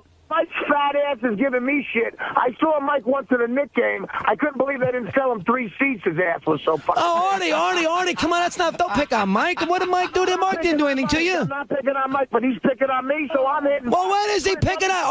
Artie. Chris, let me tell you something. I'm from the street. You hit me, I'm hitting you back. When did Mike pick... In 20 years that I was with Mike, he never mentioned you once. When did Mike pick on you? I got a bunch of phone calls saying Francesca's trashing you, so guess what? Did you... Artie, did you hear it yourself, or are you going by what your friend told you? Oh, right. I'm sure my friend would call me up. Well, I mean, people like to cause... Artie, people like to cause dissension. Yes, friends will call up. Yes, friends will say... People say things to get a reaction. That's what people do. Chris, don't teach me about radio. I know people make shit up, but there's no way. I guarantee you Francesca gave me shit, just like you're giving me shit. Not in 20... Artie. I give a fuck about Francesca. I give a fuck about you, so I'm calling in. That's it. I mean, I don't have proof, but you know what? Whether I have proof or not, Francesca... listen, here's what I'd say. Listen, one thing. Whether I have proof or not, Francesca still has a big fat ass. No, I mean, listen, a little heavy. I'll buy that, but 19 years, and I worked with Mike for 19 years. He never said a word about it. He never. I know. That's not what I'm talking about. The last 8 months, if he said something, I don't know that. He didn't say a word about me because I'm not famous enough. But today I made news in his fucking world, so he said something. So I'm I said something. So now you didn't tell me that. You said something today? He said something? Yeah, I just tried to, but you keep screaming like a crazy person, like Bruce just started playing Prove It All night. I mean, shut the fuck up and listen. Francesca trashed me today, so I'm trashing him back. Oh, I didn't realize. Well, you didn't say. I didn't hear you say. Nobody heard you say today. I thought you meant over the years. Because you're screaming too loud like a fucking broad. Calm down. So then Artie was done and then called Bad Dog back to apologize to Francesca. First of all, I don't know what happened because 40 people told me Francesca trashed me, and then a caller called up and said that he didn't. So no, I don't know what happened exactly. So here's Artie apologizing. Calling back with an apology. By the way, Howard, that was the most ridiculous conversation I've ever heard. Crazy. It was Artie, go ahead. Chris, I'm sorry. Listen, the guy who just called up and said Francesca actually thought I made the show good. Now I feel bad because I made the mistake of listening to a friend. I apologize to Francesca. I don't know the guy, but I'll tell you what, he's right. It was a bore fest. It was a snooze fest. And maybe I thought I had to hit a home run instead of a double to right. So maybe I turned it up a notch. And again, this is where people are wrong. I didn't call Buck a cocksucker. That's not what I did. I would never do that. I made a joke about a website. I would never call him a cocksucker, all right? It's a difference of opinion. I'm sorry to Francesa, but Francesa's right, Chris. It was a bore fest until I started talking. And I'll tell you what, I don't think I'm Richard Pryor. I know I'm not that good, but I do what I do, and I'm trying to make a living. I went on there, and I did it. And a lot of people who I respect, including Howard and Howard's honest, man. If Howard thought I sucked, he would say I sucked. Howard didn't even see it, right? Howard saw it and listened to it, of course. He saw it live, or did he see it after the show was on? No, he saw it afterwards. But he watched it. He watched the whole thing. And look at it. Chris, look at it. Buck is laughing when I'm doing his father. They cut to the audience. They're not laughing in a fake way. Michael Irvin's now. Both of the kids next to me are laughing, Chris. I know you don't like it, but look, we have a difference in opinion. I apologize to Mike. I did what I had to do. I'm trying to make a living here, brother. I'm trying to avoid becoming a longshoreman again. And I tell you what, I'll keep doing it if it sells books, but not just because of that, because it's true to whatever. You want to call me an artist? I don't think I am, but I'm true to this the way Richard Pryor was true to his honest comedy. I will always do this, and I'll always listen to you, Russo. I won't bother you again. I love you. I'm going to keep listening. Thanks for taking my call. Artie feels bad now. Artie was feeling bad, and is it true Mike Francesco really had to buy 3 seats at the stadium? Well, it's expensive, too. Right. $2,000 to see. Well, there you go. I mean, you must be a little bit worn out, huh? I am, Howard. You're yelling and screaming and I feel a fraction of what it must be like to be you when you get a lightning rod of stuff. Like, well, it's like, I mean, the New York Times called me. I mean, there's a war on. You're like Crazy Alice. You're yelling and screaming on all these radio shows. Well, I mean, again, I would never. Has he become Crazy Artie? Crazy Artie. Shut the fuck up, Crazy Artie, motherfucker. Fuck you, motherfucker. Chris Russo, fucking cocksucker. Chris.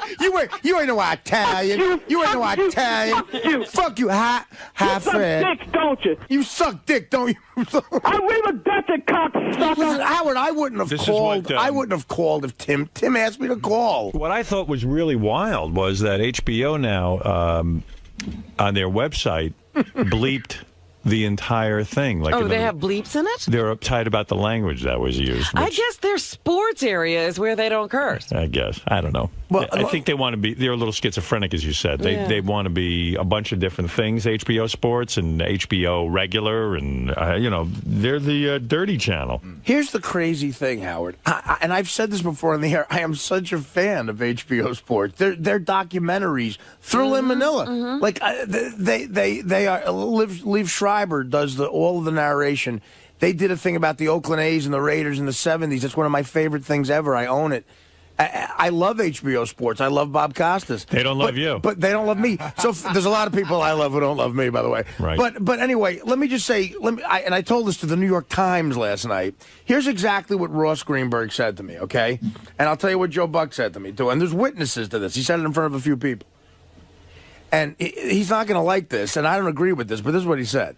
He said, look, Art, with a big smile on his face. Ross Greenberg. Okay. With a big smile on his face, he comes up to me and he goes, listen, man, if these two guys get boring, you go in there and put in some energy, and you're the cleanup guy, Right. And he said, if these two guys get boring, Right. And Paul Rudd, who is a talented guy, and Greenberg claims that what he meant by I didn't say go nuts. Right. I said go nuts. That was right. He didn't say go nuts. He said if these two guys give him some energy. Now, Joe Buck in the green room in front of a bunch of people said to me, listen, give it to me, man. Let me have it. Oh, yeah? Yeah. He said, let me have it, man. That's what this is like about. Like roast him, kind of. Yeah, well, no, he just said, let me have it. I don't know what I mean. And so if you say that to me on HBO, what does he think's going to happen? I don't know.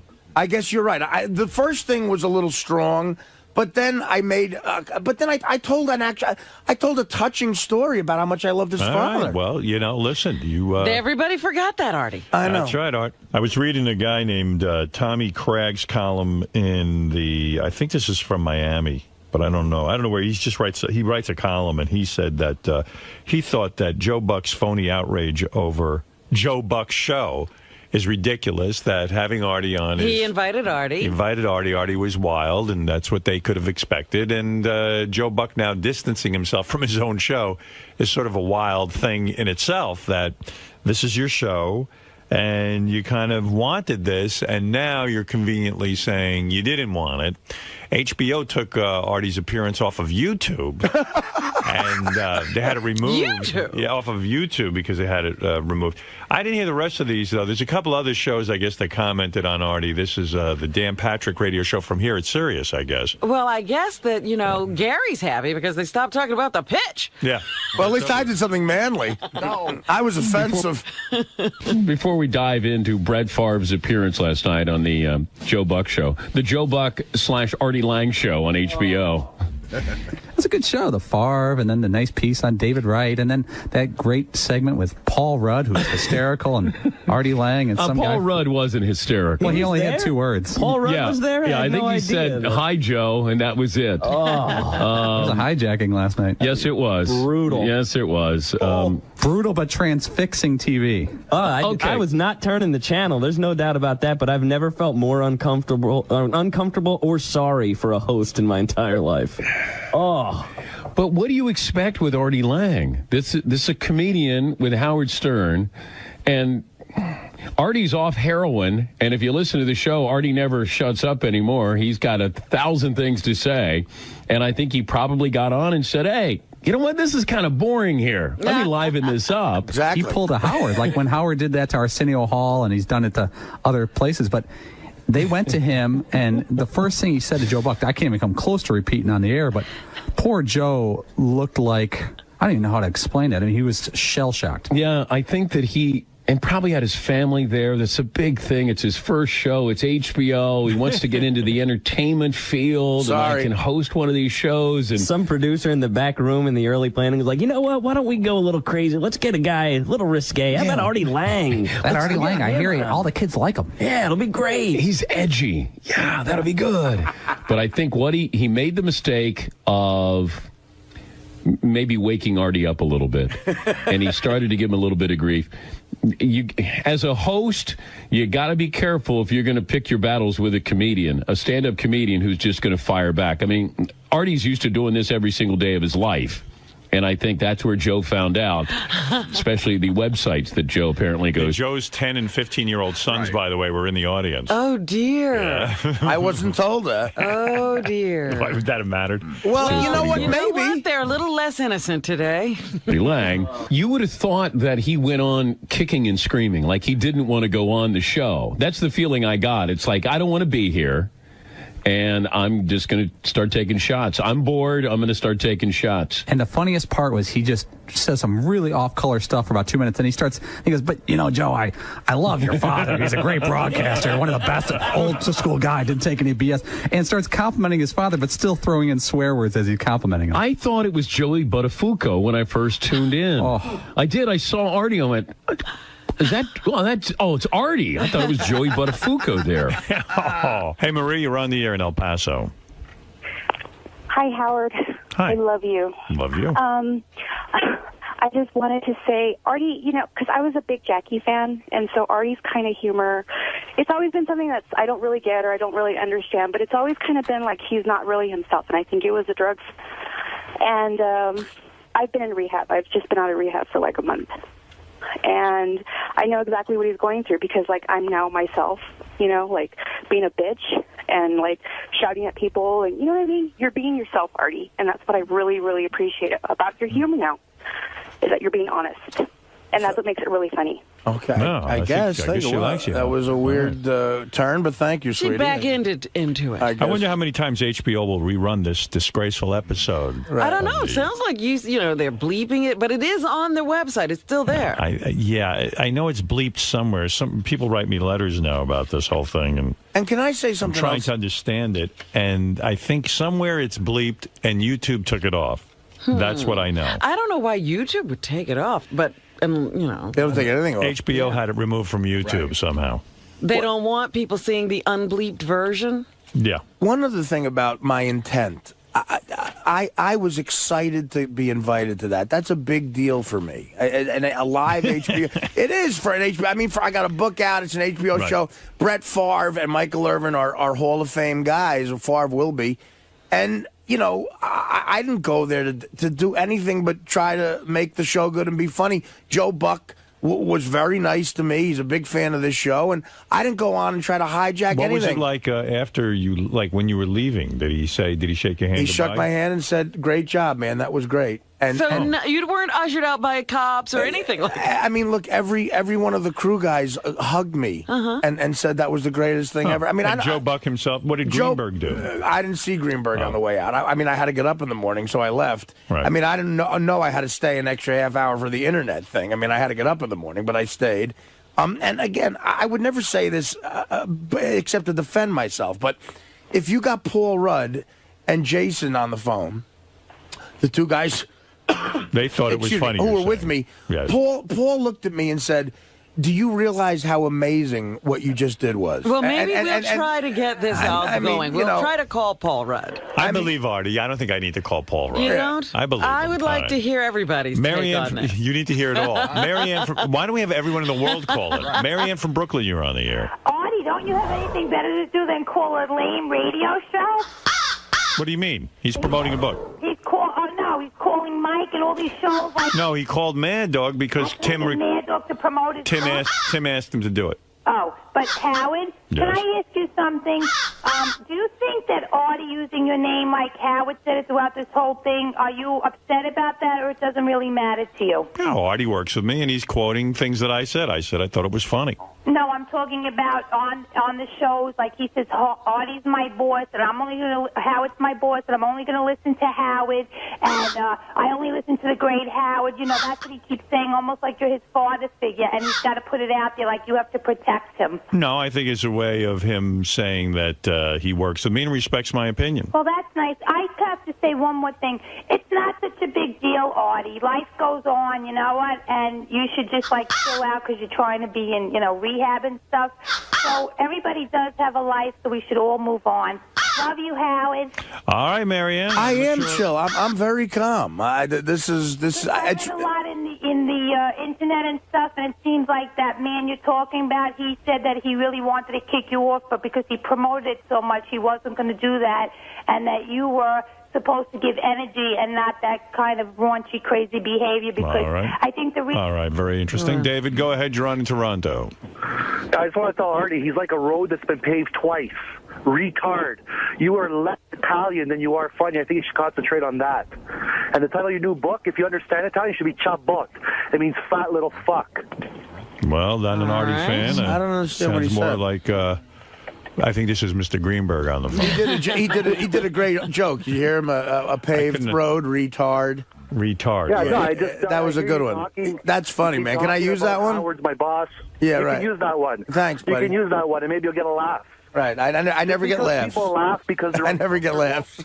Doesn't mean you're funny. Oh, okay. What would mean you're funny? People not laughing? No, it would mean people laughing because you said something that was actually humorous, not belligerent. Oh, people laugh out of.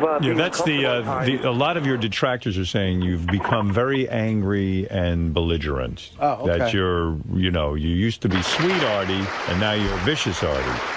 Okay, well, I thought that the Joe Buck thing was entertaining. Now, I don't know. I don't even believe everyone's carrying on like this. I can't believe it was either. Very controversial. We had no idea that they would be debating this all over everybody's ear. Listen, if I was on there with Barack Obama, I would not have said what I said. Okay? You said it was a setting where you felt comfortable enough to do your thing.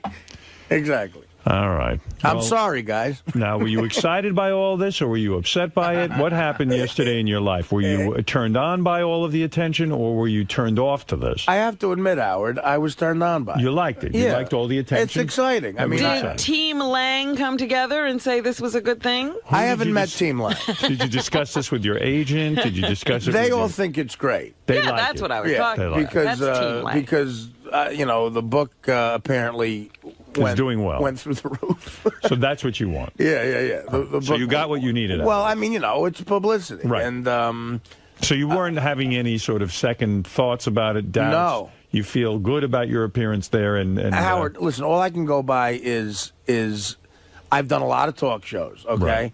And I've done 1,000 of these shows and whatever, and I've done a lot of things in front of an audience. I thought it was great. Right. So that's all you have to worry about. And Why I've been on yourself? and I've been on before, and I've thought I've been bad too. Why? You know? Why defend yourself? That's what you've got to do in therapy. You got to say, "Listen, I thought it was great. That's what I did. I stand by it." Well, that's it. People are. Don't get affected by everyone's opinion. I'm not affected by it. Good. Really, I'm sort of just sitting here and people are coming to me. People called me. Tim called me and asked me to call Russo. I look, and everyone gets into this business because you want attention, and of course I was turned on by it. I was glad to hear you say you were a narcissist. I think your numbers would be higher this week than mine. I'm a narcissist. Absolutely. He might be higher than you. Yeah, you might be a little above a 34. Right. Robin, look, anyone who gets into comedy, think about what a comedian says to the rest of the world. Look, guys, I don't only think I'm interesting and funny. I think people will pay to fucking hear me. I mean, of course I'm a narcissist. But I was going to ask you something. You would never go to your therapist to evaluate a performance, would you? No, I wouldn't. But I might go to my therapist to understand why I'd care so much. Right. I see. Okay. Right. In other words, when I go into therapy, I have had issues where I care what everyone thinks. Mm-hmm. And we get into that. Why care about... that's a different issue. I thought you were saying maybe you should talk to your therapist about, whether this was funny or not. And that's not what you're going to do. No, I think Artie needs to deal in therapy with a lot of issues. This isn't one of them. Right. What would he be talking about in relation to this, though? His anger, he is lashing out at anyone who criticizes him, which is understandable. Mm-hmm. But the anger is so off the wall. Right. Well, you know what? It's crazy that it's making his life like a little bit unlivable. And I would guess, if I may play shrink here, that all of this excitement, all of this fighting with everyone, all of this turmoil is keeping Artie from really getting to the things that bother him. Absolutely. Yeah. Well, He's keeping himself busy. You're 100% correct. Right. Something about that, though. I remember going through an anger phase. Yes, I remember that in phase. the few months that I did therapy. Yeah. And then cured yourself. Before I quit. Right. Before you declared you were cured. Yes. And that's one thing that happens. A lot of your unexpressed anger just rises to the surface, and it is a little bit uncontrollable at the beginning. Oh, it's horrible. And what is that famous quote by Richard Nixon, like, your enemies only win if you get mad, because then you destroy yourself. You know? And look, Howard's right. I have anger in me that's tremendous, and it's about a bunch of things. And thank God I found a therapist that I like. Like, I really like. I call him on the phone when I can't see him. If I'm on the road. So I'm working on it, man. I believe that you need to be in therapy 5 days a week for now. Okay. No, I'm not making a joke. I don't understand. Is it structured therapy? What are we talking about? It's a psychotherapy, I believe, that Artie is involved with. It's intense. And it's... But is it structured? Like, we see each other on this day at this hour? It's twice a week, based on his schedule and mine. Based on based on you don't have a set appointment? In the beginning of the week, he'll say, I have this day and this day, and I'll say, okay, let's do it that way. What about locking into 3 or 4 times a week at a set time? I'll bring that up to him today. Yeah. Okay. That would be the move, because I think you could, get through this a lot easier, maybe dispel a lot of that anger. I think he's in therapy. I think I'll get through a lot of money too. No. Well, that too. We can run through that. You're right. No, getting better does cost money. If I could tell you, investment in you, if I could tell you what I spent on heroin, it pales in comparison. Way less. What'd you spend a week on heroin? Would you say? I mean, it's no exact number, I'm sure. A week? When you're really at your worst. At my worst? Yeah. Well, I read once that that Yoko Ono and John Lennon in the 70s were spending $5,000 a week on heroin. In the 70s. That was the 70s. And I think, but you see, here's the thing. I was having it delivered because I was afraid to be seen going. So there's a surcharge? Well, absolutely. It's like McDonald's. If they could deliver it to your house, they have to charge you something. And these Pizza were guys that I would overpay because I was afraid. I don't want them mad at all. You know. And I'll give you the most I ever spent in 1 week. Go ahead. Probably. You know what? I don't want to say it. I don't want to say it. Not because there's a bunch of issues here. Oh. By the way, I mean, how often do you have to have it delivered? About twice a day. No, Is that true? No. A couple times a week. Right. Yeah. How long does the delivery person hang out? Do they just deliver and then leave? Like you don't have to hang with them. hang out with them? Sometimes it gets uncomfortable. Yeah. Sometimes they use bad language. Sometimes Ross Greenberg will say, look, you're Artie's heroin dealer. If it gets boring, try to mix it up a little bit. And they completely misread him. Does the delivery person ever, like, once in a while, like, hand you the bag and then, like, pull it away real quick and, like, just fuck with you? No, they don't want to. They want the money, so, you know. They don't want to tease you with it? That doesn't happen. You're not in any mood to pull back the money, are you? No, I'm not. So when somebody, maybe let's put it this way, see if you can answer this. When somebody's habit is bad, like what generally would they spend a week? Well, here's the thing. I mean, 5,000 sounds incredible. I never shot it. Right. I believe John and Yoko were shooting it. You go through it way quicker. Right.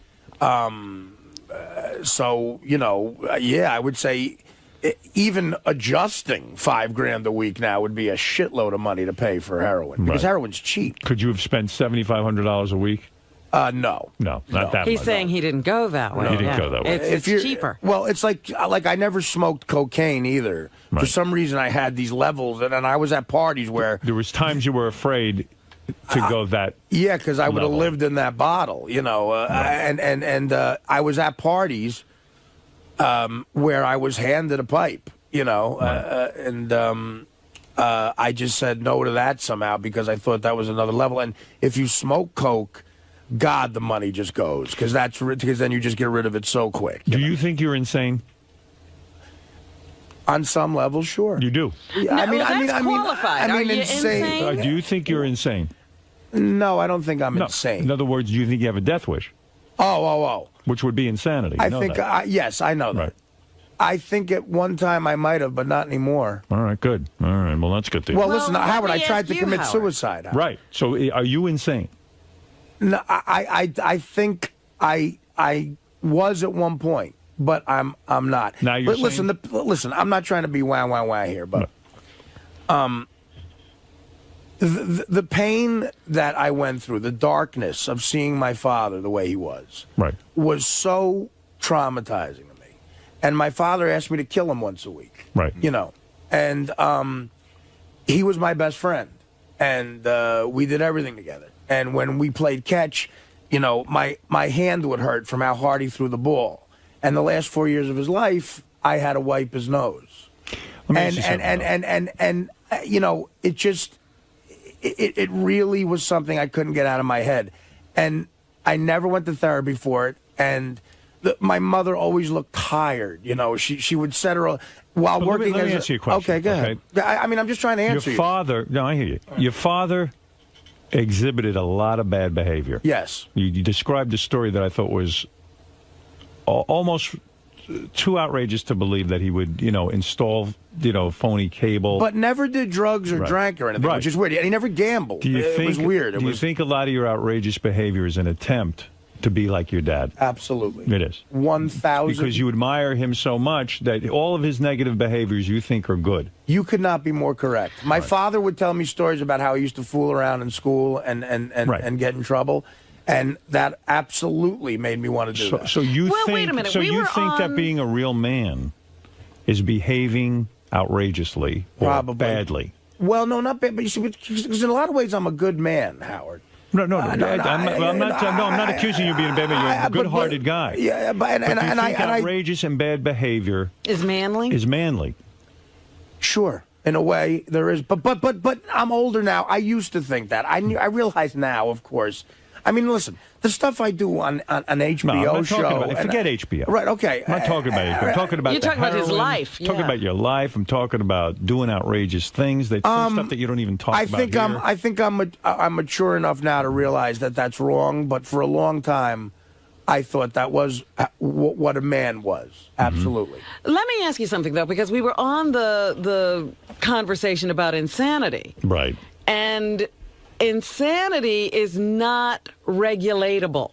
That's right. Okay, you can't control. That's what insanity Well, is. that's why I asked the question, because insanity means you're insane. It means, in other It words, means you there's don't no, have a choice. the only way that you can recover from it, if you want to call it a recovery, is to be medicated.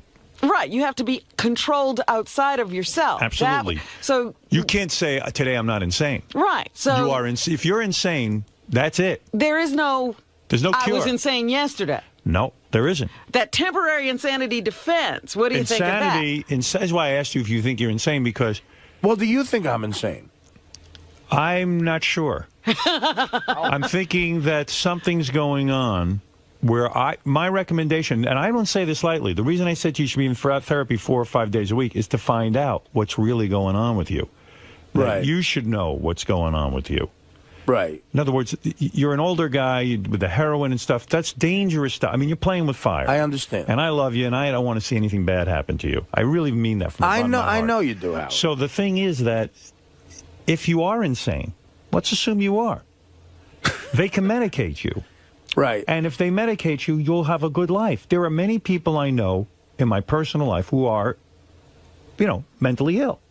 And people go shocked when you hear, mental illness. Oh, blah, blah, blah. Yeah, let me hit Fuzzy I don't Hills. want anything bad to happen to you. So if you are mentally ill, they should medicate you. If you're not, then you got to get to the bottom of this anger. But let me ask you something. Go ahead. Let me ask you something. Right, because you tried to commit suicide, and that scares me. But I tried to commit suicide because I had just done coke for 3 days, and I ran out of it. And so you might not be insane. I don't think I am. But taking coke for 3 days is insane. I know. But so everyone who does coke for 3 days, there's a lot of people who do that. I mean, and they're not all insane. I don't think I'm insane. I don't think I'm insane. Artie, sometimes the drug taking is an attempt at self-medicating because of course it of is. insanity. That's what I'm saying. Well, all right. That could be behind the drug use, But too. okay, and that's It could be. I'm not a completely doctor. understandable. Yeah, I don't know. I understand that. Right. But I'm not on any medication right now. Right. And for a couple of weeks on the show, I really was out of my mind, ruining interviews and shit. Right. And do you feel I've made an adjustment there? No.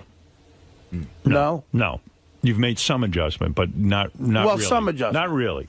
No, I don't think so. But some adjustment. Some. Right. So I think you're having a hard time controlling yourself. I'm going towards the. Yeah. I think you're doing better. I just think that what I'm worried about. That's on my own. So, and I'm going to keep and listen. I will keep trying to do that. There's something going on though that concerns me. That in doing your own rehab, I think you're going through a tremendous difficulty right now.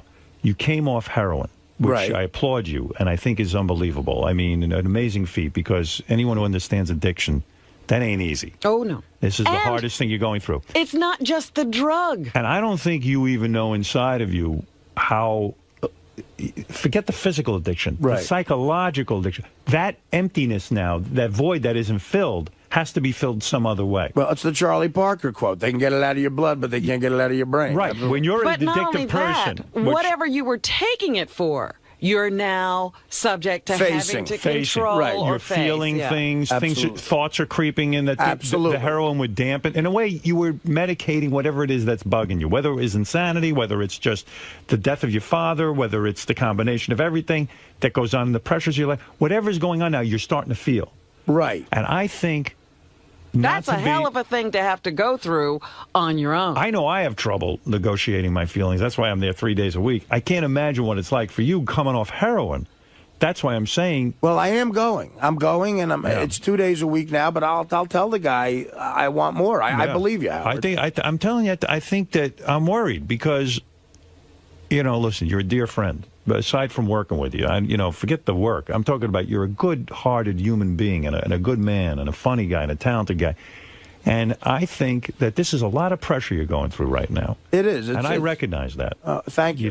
But you got to get assistance. I mean, you got to find out what's going on inside of you, because no one can do that on their own. Very few people, unless you're, so self-evolved that you can figure out what's going on. And I'm not.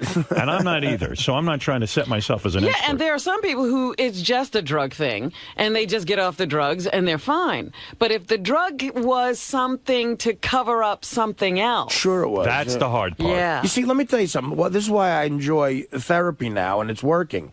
just this conversation makes me feel better. Right. It does. Because and I appreciate it. Right. Well, because people care about you. because it's with people I respect. Right. Okay, and I respect this guy a lot. Good. And God is he a wise soul. But here's the other thing. You also tend to turn everybody into either they're the greatest or the the shittiest. worst. All right. He's a man. I understand. He's got expertise in this area. Right. He's going to sit with you. Some days you're going to hate him. Some days you're going to love him. Right. But he knows what he's doing. I know the guy's credentials. Yes. I was involved with that. I know the guy's address. You better know what he's doing. Right. He better, because there's a lot of money going on. Yeah, But as I said when you were first talking about it, it's a commitment you have to make to go through the rough patches Yeah. and It ain't gonna this be easy. lovely honeymoon. Right, this is thing a that's honeymoon going phase. on here. I went to my psychiatrist today. I said, I can't fucking stand this anymore. I don't want to be here. I want to get out.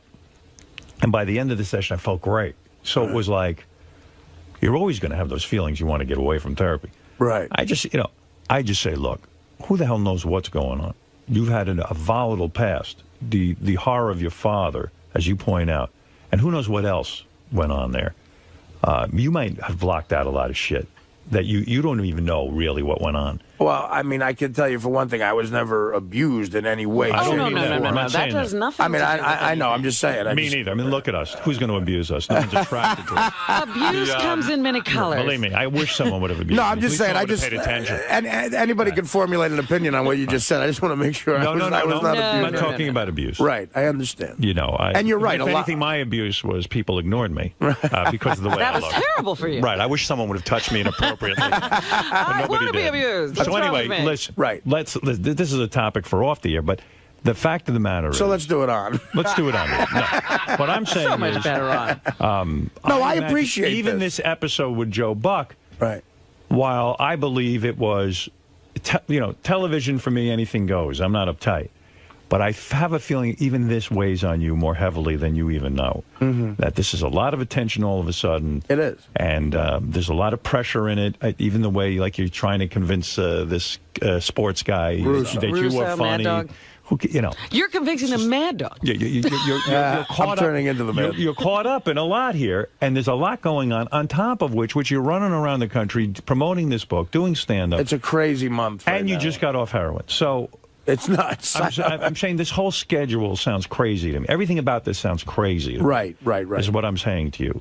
And, there's got to be time also to just sit down, relax, get in touch with your thoughts. You're right. And really focus on yourself. Yeah. I mean, I don't see that happening here. I see a lot of busyness to keep you busy, to keep you off of the heroin. Off of Artie. Yeah. Keep you away from it. Keep you off Artie, keep you off heroin, keep you off whatever the fuck it is. Right. There's a lot of running around. There's a lot of energy going on here. And I'm just, a lot of distractions is what they call it. And I hope the psychiatrist will sit with you and try and sort of say, hey, Artie, slow down. Learn to say no to a few things. Well, that's what he said. He goes, because I called him from L.A., and he's like, well, where are you going? Like, I told him my schedule. Right. And up until July 1st, it is crazy. And even with this show, it's like not everything has to happen at once. Like I always say to Artie, this is a long haul. We have another year and a half. Let's slow it down. Let's just take it easy. There's a lot of panic and pressure here going on. And I worry about you. And I've said this to you off the air, and I'll say it to you on the air.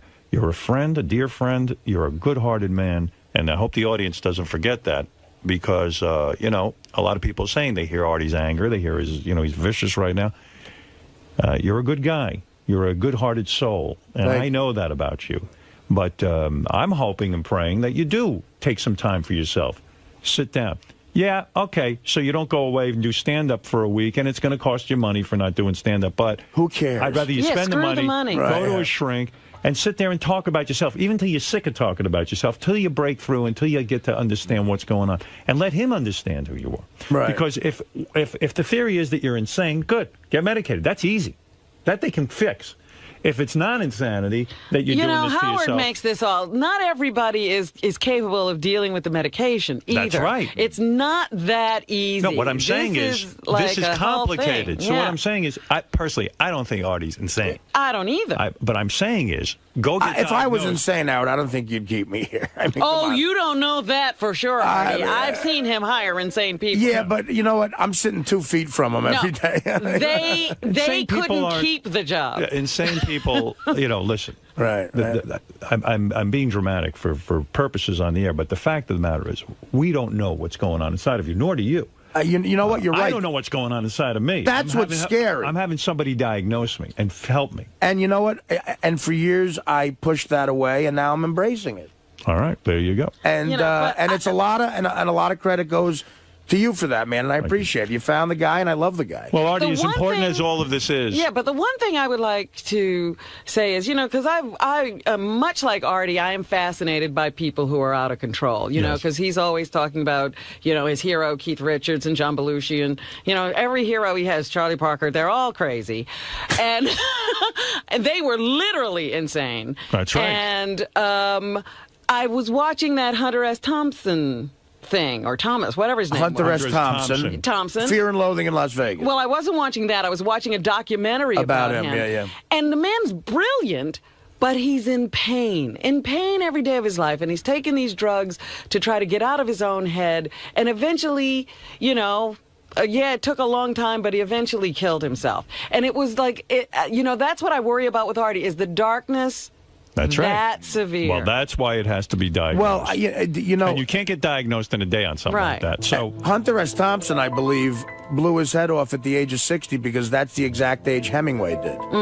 I think he said Hemingway blew his head off when he was 60, and that's what I'm going to do. Believe me, guys, I promise you, I'm not in that place. I'm not there. All right. I'm not That's there. good. I'm far from it, as a matter of fact. I might be annoying, but I'm happy. By the way, as important as all of this is, there's something more important to discuss. Everybody is here for the Bang My Dad update. By the way, I saw these people. This was so funny. I saw them on the street yesterday as I'm driving. The two daughters and the father, and he had a smile on his face. Yeah, well, we'll find out what happened right after this.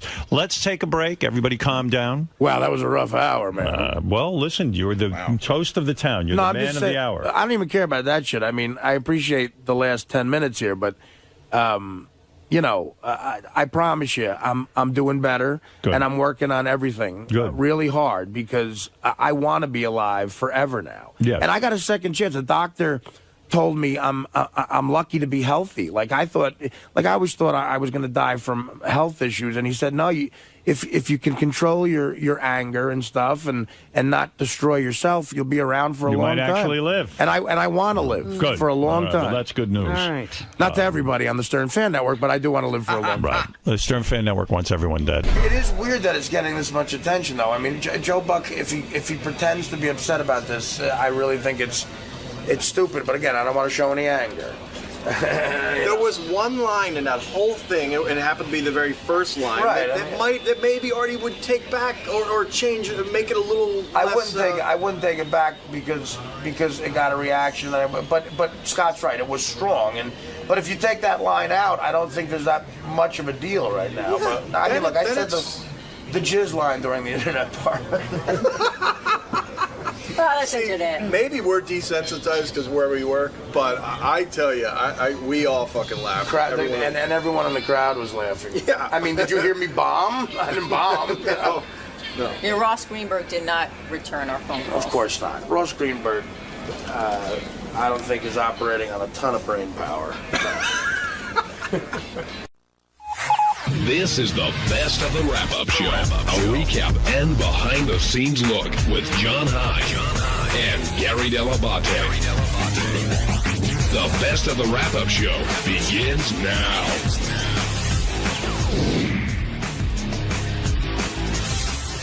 Are you excited for the big Vegas trip? Yeah. I mean, it's gonna be a lot of people going. So yeah, we'll see. We'll see how it goes. Plan on catching some shrapnel there? I don't know. There's gonna be a lot of people there. Can I explain something? What about? Do you think you'll get? Go ahead, Bench. No, yeah. You sure? You're going to be JD. Will you be? You're going to be at Artie's event, which are picking the Miss Howard TV. Me and Ronnie, right? And aren't you going to be holding a camera? Well, yeah. Can't you act like you're in charge? Like, okay, move over. Well, I mean, it just depends on the situation. You got to talk to Ganji. Ganji's utilized that stupid camera for years to get laid. Really? He doesn't seem to be getting laid all that much. He gets laid. He just doesn't talk about it. He hits chicks over the head with the camera, and then he fucks her. Listen, Gary is right. At every gig I have JD, when I'm an hour in and I can't speak because I have emphysema, I need some water. So it used to be Teddy, and I'd get the whole place to chant homo. It was great. But now JD comes out, and people love JD. Right. When he comes out, he gets an enormous cheer, and I'm like, I go to the girls, someone fuck him. And I guess maybe it's happened a few times or no times. How's it going with that, bro? It has not happened at all. Hold on. A couple of times there have been, situations where I've hung out with girls, but nothing came of it. Some pictures, it looks like you're fucking Teddy in Detroit, St. Louis, Vegas, L.A., Pittsburgh. That's how it is. Artie, you might have to take it to the next level. You might have to say, who's willing to fuck JD? Please come up to the stage. Well, it might turn into I have to fuck JD. Well, I mean, because it's a lot of girls that have guys that come to the shows. Tell me which guys. I know people that can make them disappear. Well. They could be on a flight to Detroit and be there in an hour. The guy won't ever be found again. Well, last time you guys were in Vegas, you helped JD out a lot, Artie. Remember? Yeah, I paid for it. And there's no shame in that, by the way. Listen. See the movie The Hangover. The Hangover will make people think differently about Vegas whores. They can be very sweet. Yeah, she was so nice and clean and cute. No, right now Vegas whores get a bad rap. You going to be hanging with Ronnie? I don't know. I know we're gonna go to the big appearance at the Rick's whatever. Oh, I'm going. Here's the schedule. Here's the schedule Saturday, right? And if this doesn't get a guy hold on, Ronnie's Friday night. Okay, whatever the fuck it is. Friday night, we're going to Rick's every night, asshole. Okay. Every night there's a party at Rick's. All right. So Friday night's the official Ronnie party at Rick's. Saturday, if we go to sleep, we get up. And in the afternoon, me, Ronnie, and all the guys judge the new Miss Howard TV. They're expecting 200 women by the pool at the Hard Rock. We're the judges. And the ones that we like go into something called the Chick Pit. And then we cherry pick from the Chick Pit and pick a new Miss Howard TV. Then that night, I'm doing stand-up at the Joint at the Hard Rock in Vegas. Then we're going to Rick's again, asshole, with all the girls from the Chick Pit. And then don't knock on my door after 6 a.m. How's that fucking sound? I never knock on your door. You got 200. Good for you. You and Teddy have thinking I died from heroin and a whore. Anybody else from around here going, JD? Howard TV, which is what? Is Goodstein going? I believe Goodstein, Ganji. Oh, yeah, Doug's going. Ganji, Brian Phelan. Benji, please come. I just asked Goodstein. I don't know. I have to check the Greyhound. I'll pay for your flight. I will. Nah, but that feels weird. If the show would, don't worry about it. I'm making a lot of money for stand-up. I'll pay for your flight. That's very nice of you. But you know what's funny? Don't you think it's interesting? And Howard makes this point all the time, but it's true. If there were a shoot this weekend, say at Jeff the Drunk's house, it would be like Joe and Chris and those guys. But it's always Ganji and Doug for the important shit. And it should be because, it's an event that was created because of me. And Doug and Ganji and all those guys, they're like my family now. I love seeing them. I love Chris and these guys, but I haven't known them as long. I'm happy they're coming. It's not a burden. It's going to be a big party. It's not about you. No, I know. It's about them having to do important work in Vegas. I want when I'm voting for one of the chicks in the Chick Pit, I want to be in focus. Artie, Howard suggested that you should bring your new lady along for the trip, which you immediately shot down. That's the funniest thing Howard's ever said. Listen to me. You ever hear you don't bring sand to the beach? Yes.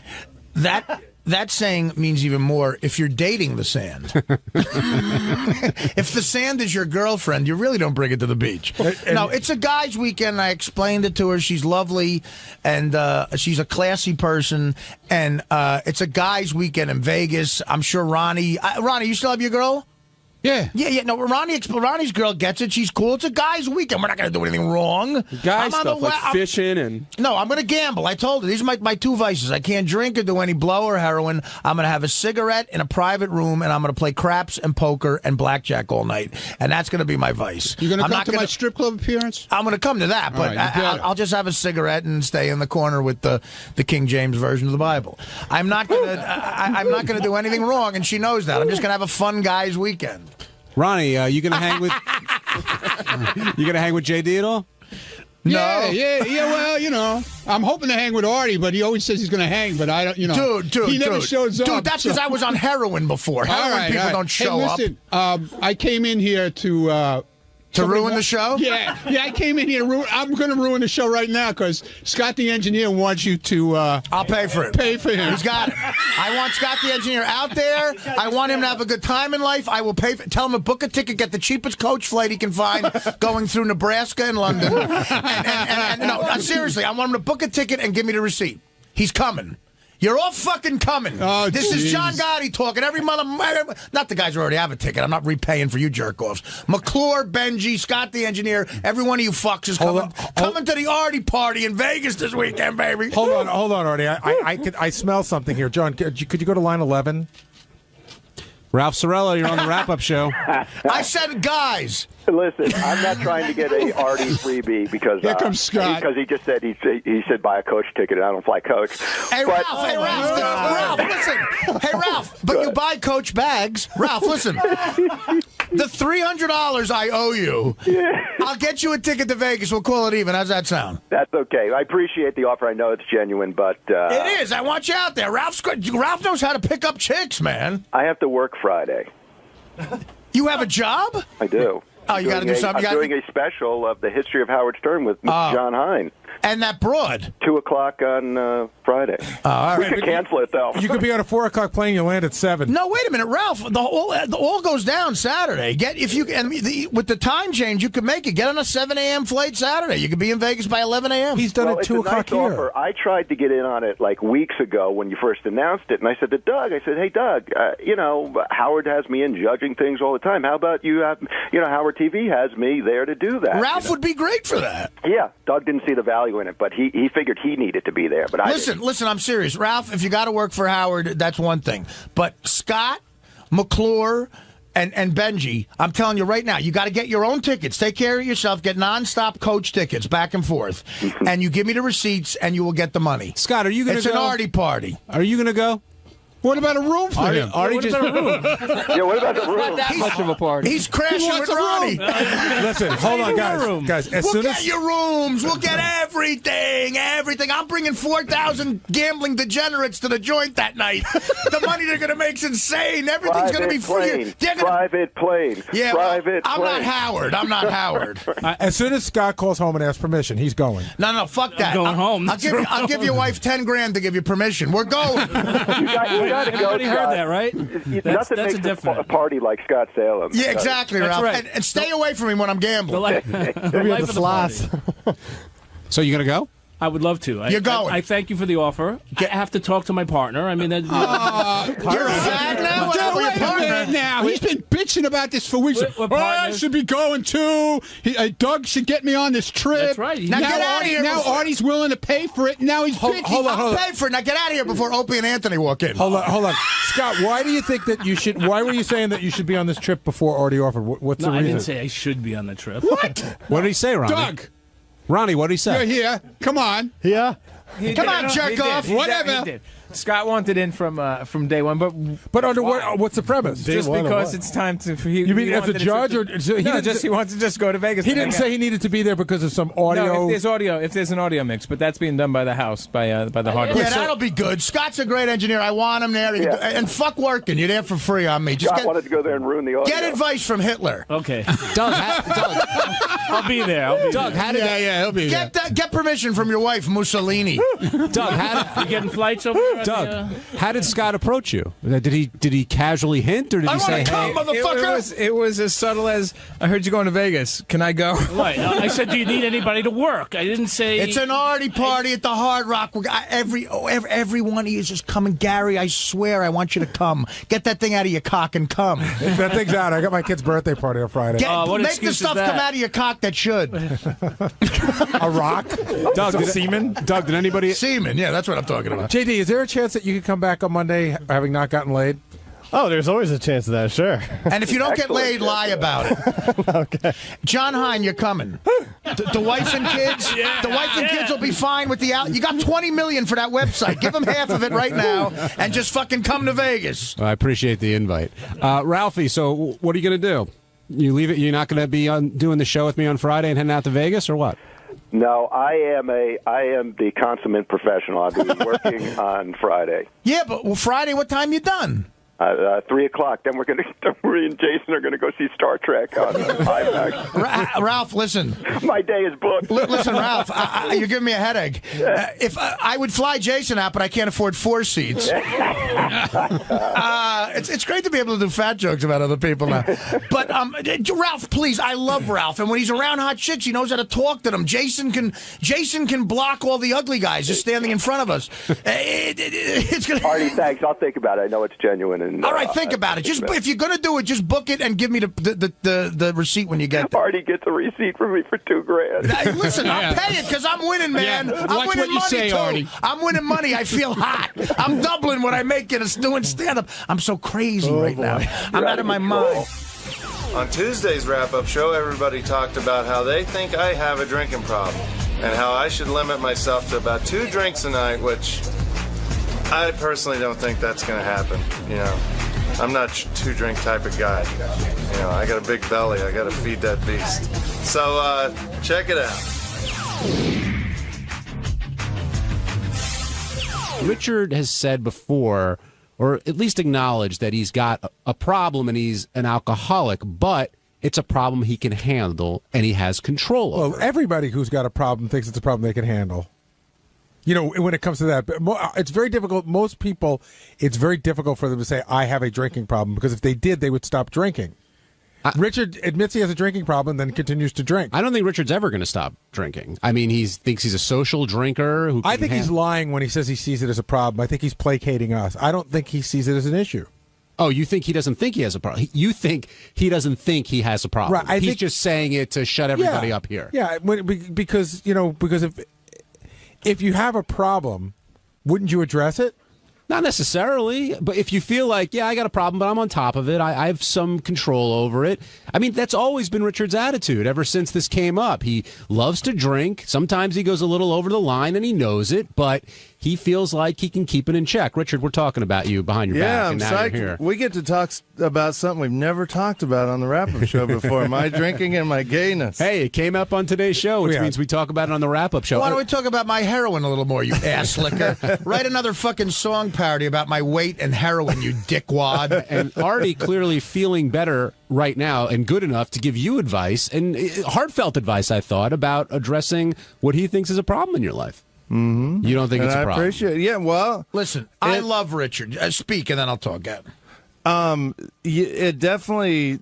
They make it sound like a problem on the air. I haven't had a problem with them because I'm just out having fun. To me, what it boils down to is fun equals drinking. Drinking equals fun. I'm having fun out there. I'm just doing my thing. Life is short. I want to have fun. And you don't think your behavior changes at all when you're really shit-faced? Well, I mean, I haven't gone to jail because of it yet, knock on wood. I'm not saying it's criminal. That's your gauge. I just, I get happy when I drink. I'm not an angry drunk, and it doesn't seem to cause problems. I mean, being in a wheelchair at Tampa Airport wasn't a problem for anybody. Was it embarrassing to you?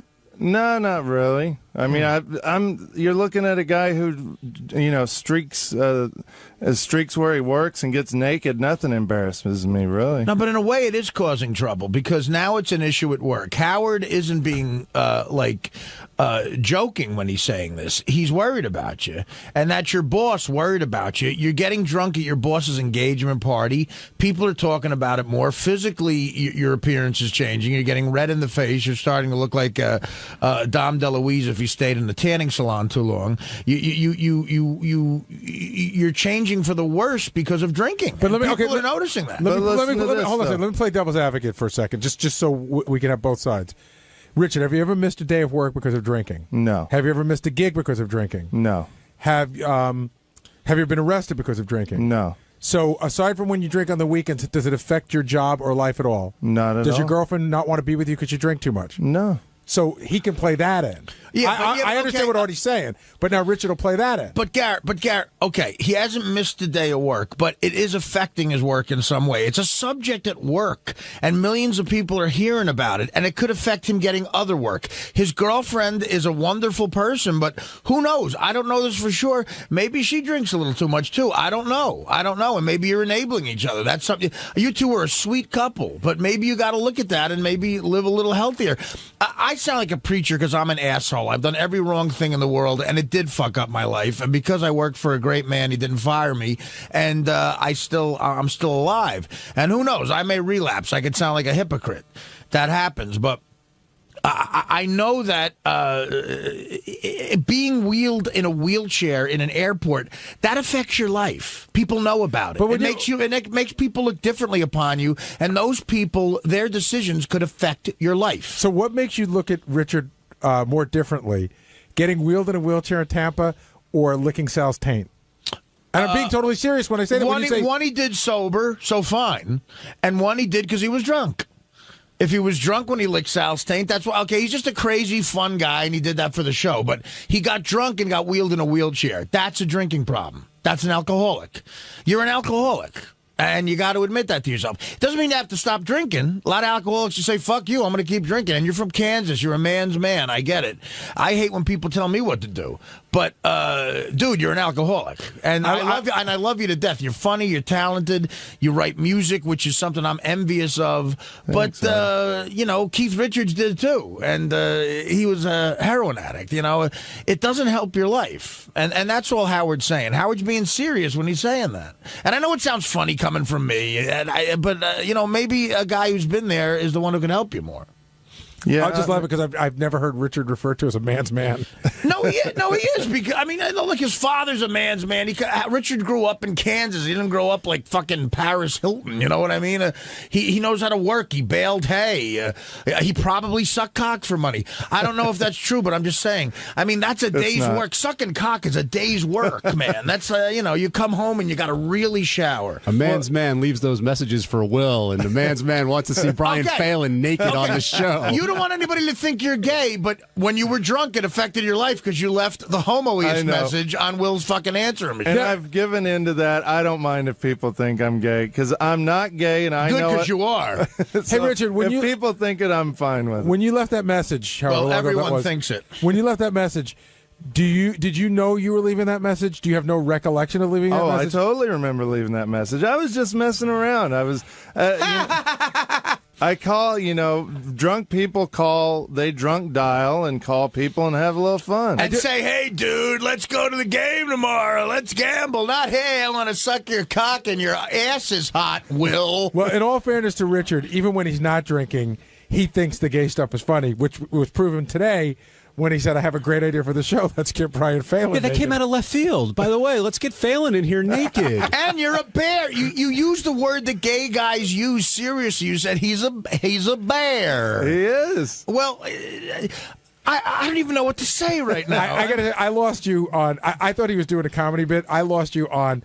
But look at him. He's so cuddly. He is. I'll walk by Brian in the hall and I'll just give him a big hug. And not as a gay thing. It feels good. It's like you're hugging a big beanbag or something. There's just something that feels good about wrapping your arms around something that's big and soft and cuddly. And rubbing your soft on against his leg. And I got news for you, dude. When people say when they hug me, it feels the same way. And if you hug me in the hall, I'm dropping you. I know better already. Okay, good. Well, Howard gave Richard some advice at the end of the time you were in there, and hit it, Teddy. I want to know if you're going to take this to heart. You worry about you with the champagne and all the alcohol. Limit yourself to 2 glasses. Oh, forget it, Howard. That's Robin. No fun. That's ridiculous. This is what's going to prove to him he's an alcoholic. You're not allowed to have more than 2 drinks a day. On a given day. And you can't wait. On Saturday, he can save them all up. And that's what I was going to say. If I don't drink during the week. No more than 2 drinks a day.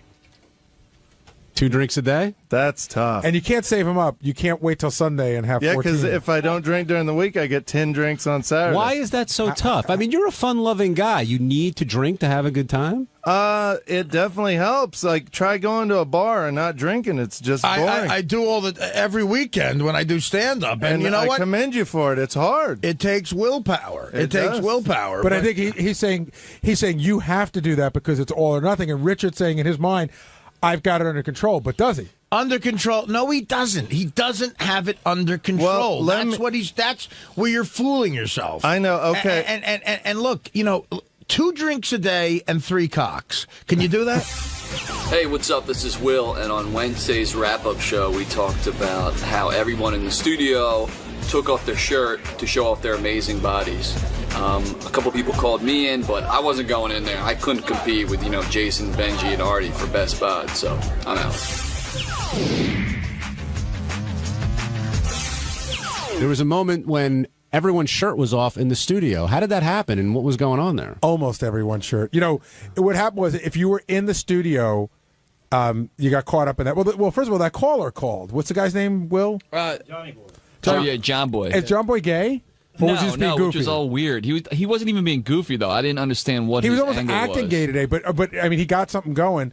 So I know he wanted to see Howard, and then everybody started taking their shirts off. Then they called in Richard, and Richard will do anything. And then Sal came in, and then Artie did it, which, listen, he did it when he was a lot heavier, so I could understand that. But they kept calling for Will, and Will was pretending like he didn't hear. They kept calling for me. I was pretending like they didn't hear. And then at one point, they even called. I threw Tim under the bus to try to get out from under it because I just didn't want to deal with it. But Jason took his shirt off, and Benji, of course, too. But Benji's part nudist. And Robin declared Fred looking the best with everybody's shirts off. And I disagree with that. Like, Fred has the overall like a great physique. It's very masculine. Howard has an incredible chest. If you look at it. So your vote would have been for Howard. If you listen individually on the chest alone, his chest beat anyone in there. Overall physique and shape, it's Fred. Yeah, Fred has a great masculine shape. Didn't look that hard. And Gary, was there any way you were going to go in? I mean, I don't need to be in there. I don't need affirmation that I'm fucking fat. You know what I mean? Like, I don't need to see it. You thought that's what was going to happen? Oh, no. And I, for one, am one of those people. I haven't worked out in so long. Like, I'm one of those ones when I take my shirt off, it's not like, oh, Gary doesn't look so. Gary looks fatter than he is. I'm as fat as I look. Well, didn't Howard say that whoever wasn't willing to do it clearly has some kind of problem, or I think hang up? Yes, I got a hang sort up. of hang up. I totally have a hang up. I don't want to look fat. Now, what about you? Often requested Will Murray. I don't know. I just didn't want to deal with it. Everyone was like taking their shirts off, and I don't need to go in there and be judged by people. It's just whatever. It wasn't like it was gay or whatever. I just didn't want to deal with it. Yeah, but see, I I'm don't not know. a team I don't player. understand you. You're like the girl with big tits who won't be in the wet T-shirt contest. You're at least in good shape. Yeah, do you feel you have a good body? I think it's okay. Are you comfortable in your own skin? Yes, I'm comfortable in my own skin, but do you think like people would have said, "Well, wow, it looks great"? I think they'd be like, "Oh, he looks all right. Yeah, whatever." I don't think it look bad or anything. I don't know. I think you got the pictures are all over the internet of you with your shirt off everywhere. Horrible, I don't need that horse shit. We'll just want some thinking about what it could look like versus Right. actually seeing. Exactly. I'm sure in their imagination it's much better. Keep At least the Richards. Keep the mystery alive. It certainly is in Richards. Okay, who looked the worst in there? Well, Jason. I mean, who was that? Well, see, but again, Artie looked so much better than he did 6 months ago that you can't say Artie looked bad. And quite honestly, Jason's got 40 pounds on Artie now, maybe 50. And, and then the hair thing is just, it's a riot. That's what's great about being horribly, horribly obese. As soon as you lose like 20 pounds, you're still obese, but people are like, wow, you're really getting better there. Like, Benji, what are you weighing in at, say, today, around? 208. Really? Naked in the morning. Yeah, I did it And what were you 6 months ago? About, I don't know exactly, about 40 pounds more. All right, so that's good. Have you ever cracked 200? Yeah, definitely. Fourth one of our grade. weight loss contests. The lowest I was in a weight loss contest was about 195. Not this current one, but the one we did before. And I'm going when I get to 170 now. I'm gonna do a Beth Ostrowski makeover. Nice.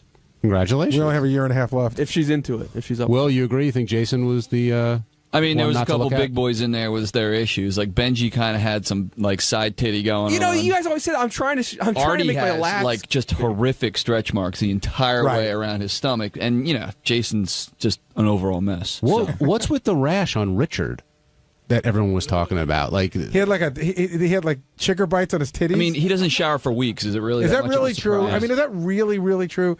Does he really not shower for more than a week at a time? Yeah, I would say a week stretch would be not Well, that- out of the question. That would explain, your body just gets oily and gross and everything. It's sweaty. I thought Jason is so odd looking. It doesn't look gross. It looks almost like some sort of animal It's or something. fascinating. It is. It looks like one of those like a Coney Island sideshow. Like it's a Weevil Boy or something like that. You Like, mean he's deformed in some No, he way? looks like he's part animal. Like when he takes his shirt off. He really is very hairy. I mean, he's very uptight about it, and he's joked about it how the Korean woman wanted to charge him double, but he really is a very hairy dude. Well, if he's uptight about it, why is he taking off his shirt when he's in there? Because he'll do anything for Howard. Howard He ordered really him will. to. He loves Howard. He's very parish. I think that's what his issue is. It's not like a big guy that's like a fat guy. Sometimes they have a bigger upper body. He's kind of like a little slender up top, and then it gets bigger as you get down in the gut area. Again, not gut to ass not to area. get too gay, but even like with Artie, Artie does have the stretch marks and stuff, but you could see Artie's got the physique of a guy who was in shape who got out of shape, as opposed to a guy who was never in shape. Right. Jason's like a giant. I don't know what they're called, like those things, but he's even more expanded, like a triangle. Those things you punch, but they keep bouncing back up. Thursday's wrap-up show was all about a legendary record holder who's taken 2,700 loads to her face. Yes, I'm talking about Sabrina Deep, the Bukkake Queen, and we're all fascinated by why she's doing it, her husband Fabio who showed up, and God knows we love to talk about stuff like that. And here's how the discussion went. The big guest today was the Bukkake Queen and her husband Fabio. And Gary, you never know what you're going to get when the Bukkake Queen shows up. Yeah, I looked at the website yesterday. She looked okay. I was looking at the notes. I was like, 2,700 loads on the face, the whole deal. But, you never know what somebody's personality is going to be. That's where we trust Will. Will said she'd be pretty good. So she came on and she was willing to talk about everything. But she started to talk about her husband, Fabio, and the weird rules that they have. And Ronnie walks over to me. He goes, Fabio's in the green room. So I said, Will, put up a note. Fabio's here. And Howard brings him in, and he was exactly what you expect Fabio to be. How would you describe Fabio? Italian-looking, middle 30s, sort of shell-shocked looking.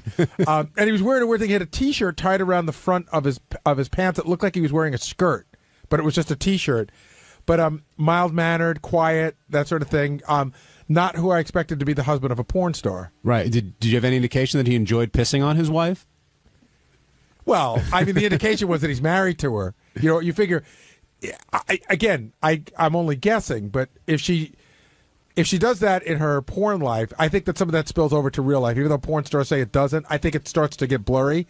So I would assume that she likes a guy who is into some interesting stuff. Well, he mentioned that he is very much aware of what she does and what she did, and he'd rather know what his wife's doing than not know what his wife is doing. I mean, listen, you can rationalize anything. His great line was, he turns around to Howard and he goes, listen, I know where my wife is all day. He goes, you don't know where your wife is. You don't know how many loads she's getting on her face. As if all women get loads on their face. Now, did Sabrina pronounce Bukkake? That's what Steve Brandano told me. Is that the correct pronunciation? I heard a favorite traditional pronunciation. I heard her favorite baseball player is Carlos Beltran. And is 2,700 loads to the face, is that a record as far as you know, Will? Oh, definitely. 2,700 different men. I think JD's like 2,500, so he's just under. And where do you think the office is that keeps those records?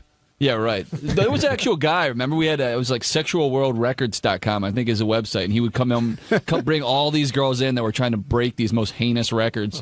Now, do you think she enjoys it at this point, or is it just I couldn't come going up to with work? I think she believes she enjoys it. Yeah, I couldn't come up with a better explanation of why. I mean, she didn't seem that damaged. Obviously, there's something going on there, but it wasn't like she was like horribly molested as a kid or she was a prostitute for a while. It just seemed like she liked the attention that she gets from it. Now, did you guys know that Bukkake was a form of Japanese punishment, as she described? I knew it was Japanese. Because that's where we first found out about it. We used to get, in the late 80s and early 90s, we used to get these bizarre Japanese porn movies that we were fascinated with. Like, one of them was one of our favorite ones. It wasn't like we liked the actual act itself, but it was funny watching this woman's walking on the beach, and suddenly, like 50 Japanese guys, surround her.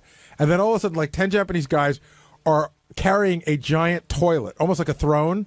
And they bring it onto the beach, and then they sit down, and they all yell at her to shit into the toilet. So we've always been interested in what goes. We know that like Japan has wacky shit going on. They're a very repressed society, those Japanese. Now, Sabrina was literally up for anything, and Teddy hit number one. At one point, Howard asked, "Is there anything that you wouldn't do?" What won't you do? If you were allowed, what won't I do? Okay. Yeah. I think you're pretty much into. Let's start with what you won't let anybody kill her yet. Would you ever put your own fist up your own? Would you ever put your own fist up your own backside? I've done that. You have done that. Yeah, I just started doing that. Actually, I was really surprised that it went up. You pushed your whole fist. Do that. You're an amazing girl. So clearly, and she later described how it compared to other things being in her ass, but to stick your fist up your own ass, that's a talent. Well, Will had mentioned that he found out in the pre-interview that she could stick her fist up her backside and in her private parts, like one fist in one place, one fist in the other place.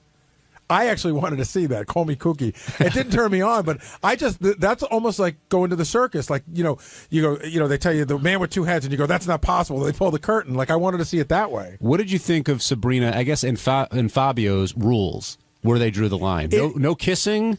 It is interesting that that there's. You think that in this world there's no rules, and then you find out they have rules. I like the finger rule, not because of what it meant, but just because of the hygiene aspect of it. Meaning, there's rules. There's a rule for the rule. There's no fingering, but if you do follow the rule of cutting your nails correctly and hygienically washing them, then a finger's okay.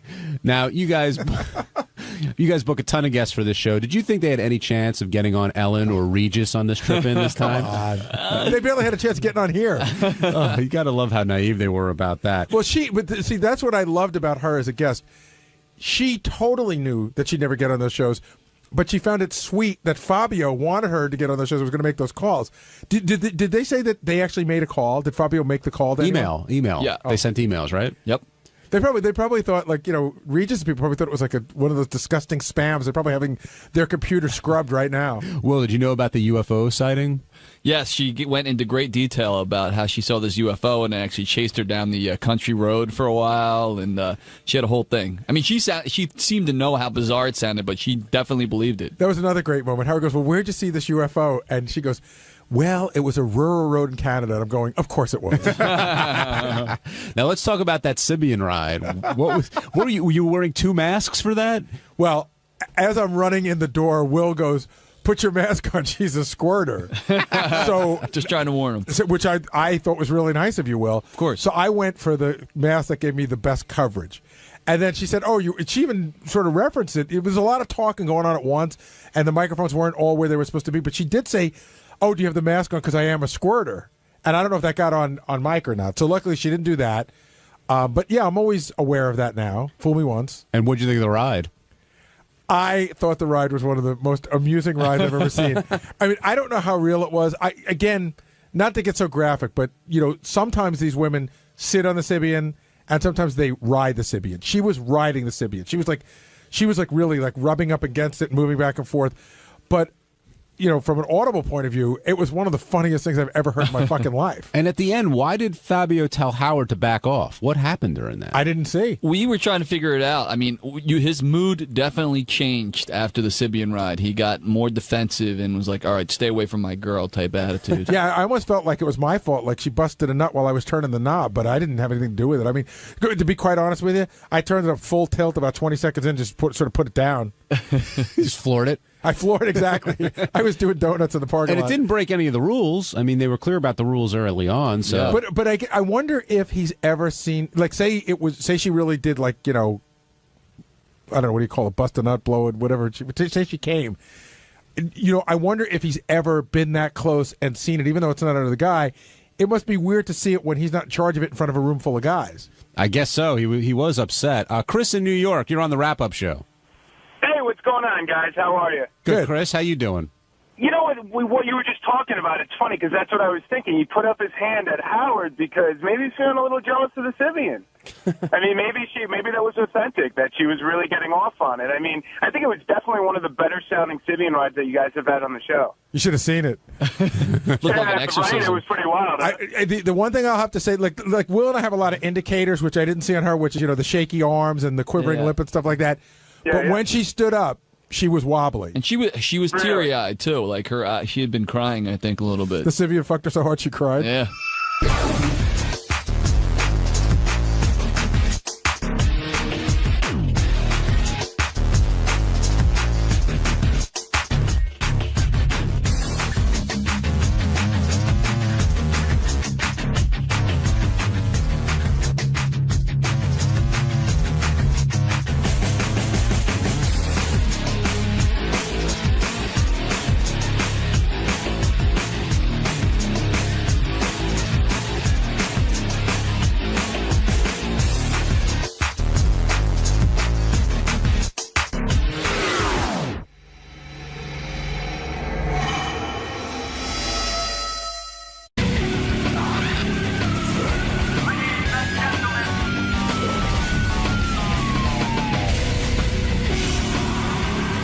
Good morning. Good morning, good morning. Good Welcome morning. back. I'm thrilled to be back. How you doing? I have lots of plugs, so I'm doing fine. What are you going to be talking about I today? forgot you have food. I wouldn't have spent money. Oh, look at well, not bad. It's been gotten. So what are you going to be talking about today? Right Jay, this way. where are we going? Right here. I'm going to be talking about Melissa trying to adopt a child. Really? Yeah. And what about winning Celebrity Apprentice? Oh, we can discuss that. But I'm not going to say anything bad. Howard's going to want to You're not going to no stories for Howard? Oh, sure, stories. But not about Donald Trump. I'm not stupid. No, of course not. Yeah, no. But, glad to talk about people. All right, John. Okay, good to talk to you. We'll see you in a little bit. Joan Rivers is here. She's performing stand-up this Thursday night at the Gramercy Theater in Manhattan. I can't wait to talk to Joan. Joan Rivers, of course, has been around the block. I'll ask her about the death of Ed McMahon. Yeah. Among other things. And how she killed him. That's right. I didn't know she killed him. That's interesting. Well, fact. this is an interesting alibi. She's here. Right. Right. And he Okay. died out there. Well, there's, you could hire somebody. Anyway, Joan Rivers also was just on the Celebrity Apprentice, which I have to ask her about. Didn't she win? Yeah. I'm not sure. I got to ask her. I didn't even watch it, but I know she called a professional poker player a Nazi. Hello. And worse than... Oh, what are you eating? Boy, you almost fell over. Oh, man. Beware of Jews bearing gifts. What do you got, a baby? You're carrying a baby? Did you have a baby? Yes, It looks I like you're had a holding a baby. I had a baby. It's so wonderful. I'm so proud. What do you think of these women who are at an advanced age and they go to these 60 doctors, years 60 old. years old, and they have babies? It's crazy, right? That's advanced to you. To me, that's a kid. Right, you wish.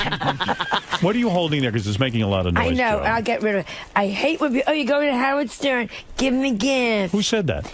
Somebody get, but it's from God's Love We Deliver, so, which is my charity. I give to them.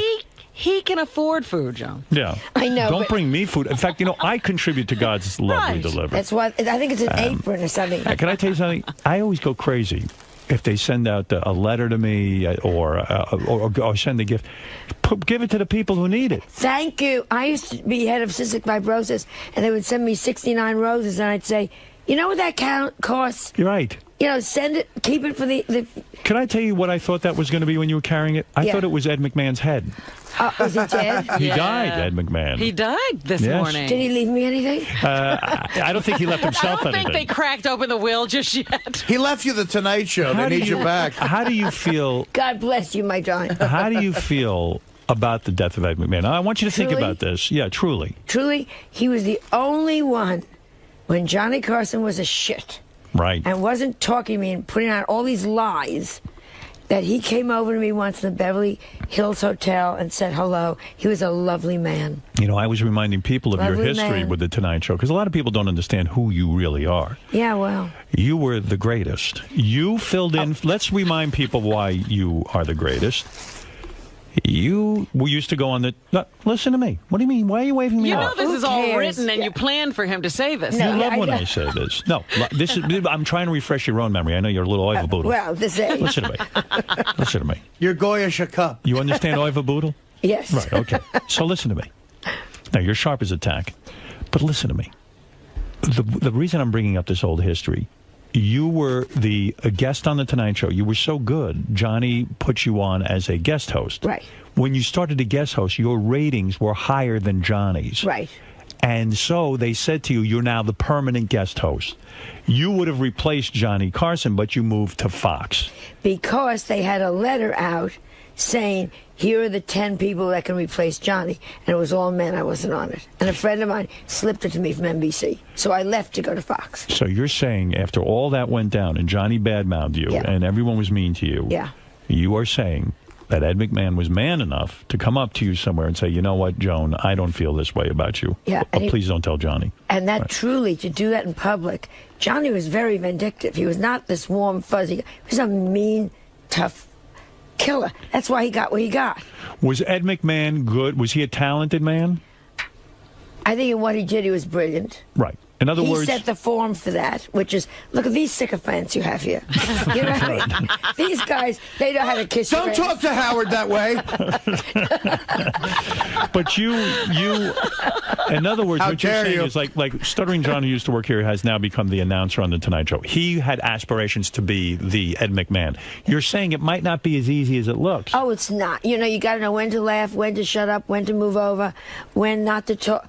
Oh, it's not. Yeah, and you got to always be second fiddle and know you're second fiddle. Right, and be satisfied with that. Shouldn't Ed have spoken out about you publicly rather than do it in a supermarket? He couldn't. He would have lost his job. He would have lost his job. Do you believe that Ed was worth $80 million? At one point, I remember reading that before all the wives and all that other stuff. Well, you know, we all wives know in between there. So let's make it 40 million. You know, Okay, we all right. know already. It's a little high. Yeah. But he also married one ass after, one little piece of ass after right. the next. He liked hot chicks. He liked hot chicks. He was trying to keep up with Johnny in that way. Yeah, well, And but he then did. he should have beaten them up. Did Ed ever try to... Right, that's right. Ooh, I forgot Did about Ed that. ever try to come on to you, to put his finger inside of you? Or if I may be Even my own graphic. husband didn't come on to me. Yeah. I am the only one. No, The you had thinnest your book- you had your slew of suitors. I had a few I had Whatever. one now that just dumped me. Yeah, I heard you got dumped again. Got dumped again last Sunday. And how old was the guy? 75. Can you believe 70? I mean, you His look nurse had to good. dump me. I showed you a picture. 75-year-olds are dumping you? I just showed you a picture on David Letterman, and even David Letterman said, "Boy, she looks good." I showed a picture from my wedding. Yeah. I didn't see that. See, nobody does any nice things. Well, of course not. Why would they tell you I that? just want to do a sidebar. If you had said, "Here's Joan Rivers, doesn't she look like a pig?" I would have had 9 phone calls the next day saying, "Howard Stern showed your picture and said you look like a pig." No, even Dave said you look good. Oh well, Davey's got cataract. And the look fact, at you talking. and the fact of the he still doesn't have you on, does he, Letterman? Never. Unbelievable to me. Yeah. Why won't Letterman have you on? You're so good. You were great on this Celebrity Apprentice. Yeah, thank God. You and were- you won, right? I won. Yeah, you're the I won. victor. And ask me what I got. What did you get? Nothing. Nothing, because it goes to charity. Great. That's just what you need. Nothing. Nothing. Are you in financial trouble yourself? Are you? Sort of. You are. And I'll get back to this guy who Again? dumped you. Yeah. What is going on now? I wish I could say Bernie Madoff, but You don't even have that luck. Ruth. Ruth Madoff. Oh, Ruth. You went with Ruth. No, Joan, explain to me. You came out of You should've. bankruptcy. You worked very hard to get back to where you were. I live very high, Howard. I have know. a great life, and I live very high. What is high? I mean, okay, High clothes is- you wear. I spent my apartment is gorgeous. This outfit you're wearing is spectacular. It's this a great leather jacket. outfit. That's you expensive. own that apartment, though. You're not renting. I own it, but the maintenance is so high. There's only Yeah. 8 of us in the whole building. You're So- selling your apartment now. Theoretically, You're asking $25 million. $25 million. It's not worth it. Beautiful It's apartment. not worth $25 I million. am looking for a foreigner that doesn't understand that. I've been to your apartment. It's quite beautiful. It's beautiful. It's not worth $25 million, but I think What do you somewhere think there's it's a Russian. What do you think it's realistically worth? I don't know. I don't know. But I do know there is a rich Russian out there somewhere that is going to go da. Why are you selling? You are the quintessential New Yorker. Are you looking to move to Los Angeles to be near your daughter? I want to do half and Melissa actually said to me, which I found, wait till you, with your daughters. I was out there doing the play last year, and she said, it is so wonderful to have you in the same city. Right. Finally, it respects you. Isn't that funny? It is so wonderful. It's wonderful for Cooper. So I said, you know what I'll do? I'll get a smaller place in New York. I'm a New Yorker. Right. So I'll get like a beautiful, real apartment. you Right. know. And because this apartment's a fantasy. Right. This is a home. You know, and a big, Yeah. it's 3 floors and blah, Yeah. blah. And I'll get a small house in L.A. Right. and be able to be able to, I flew out there to do Passover for Cooper Right. to remind him that he's Jewish. So are you? Yeah, that's a good idea. Did you sell I mean, is the idea that you're overextended, and if you I'm could get overextended. I think I have a house in Connecticut. I have foreign help up there. Wow. Doing. They're there now, even though you're not. Doing nothing. Doing nothing. What are they doing in Connecticut? You're not even there. Well, I thought I was going to be more. You claim that you want to teach Cooper that he's Jewish. To a point. Yeah, I mean, How is he going to wasn't figure it this true? whole thing? Didn't he make anti-Semitic remarks to you, and that's when you decided to start teaching him about his Yes, Judaism? well, he called me a big fat Jew. Jew pig. So I said, we might have to teach I'm you. not big. Yeah, I mean, it's just unbelievable. No, he told you lived in Hymietown, didn't he? What are you doing in Hymietown? All right, get back to this for a second. I'm going to get to your finances in a minute because I want to understand how you went horribly wrong. I also want to talk about Melissa's adopting another child, we think. You're kidding? From Malawi? No, because we're so jealous of Angelina. All suddenly, like, she's the big mother image. You're going to get a black grandchild? We're going to get a child from Australia, we think, from a click tribe. No kidding, a pygmy. Its name is... A pygmy? Yeah, well, I don't know. We said it's a... You must be having a riot with this one. Yeah, well, every time it talks, the garage door's open. Why does she want another kid? What is that about? This is a joke, I think. Yeah. Well, it's a joke that it's a pygmy. Will you accept the adopted grandchild, or will you? Not at all. I thought so. You're very judgmental. No, I think it's great. It can work for me. But haven't you always said looks are the most important thing in the world? Totally. So I don't want an ugly grandchild. That's what I'm saying. These children can be beautiful. Yeah, show me one beautiful pygmy name. No, but you're right. You're never going to know if the child's going to be beautiful. It's a supermodel. That's right. You And don't even know. if it says to me, I want plastic surgery, how do you know what it's saying? Let me ask you something, Joan. You say you got dumped by a 75-year-old man. Is that an incredible blow to your ego? I mean, Yes. that has to be. At this age, how can you dump me? Well, what goes on? What do you do to these men? Very little.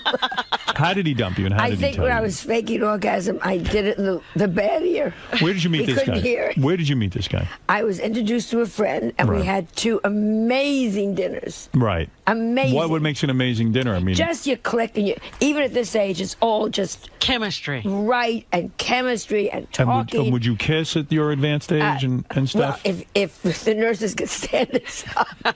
Do you have a full-time nurse now? Yes. You do? Yeah. You really do? You're not joking?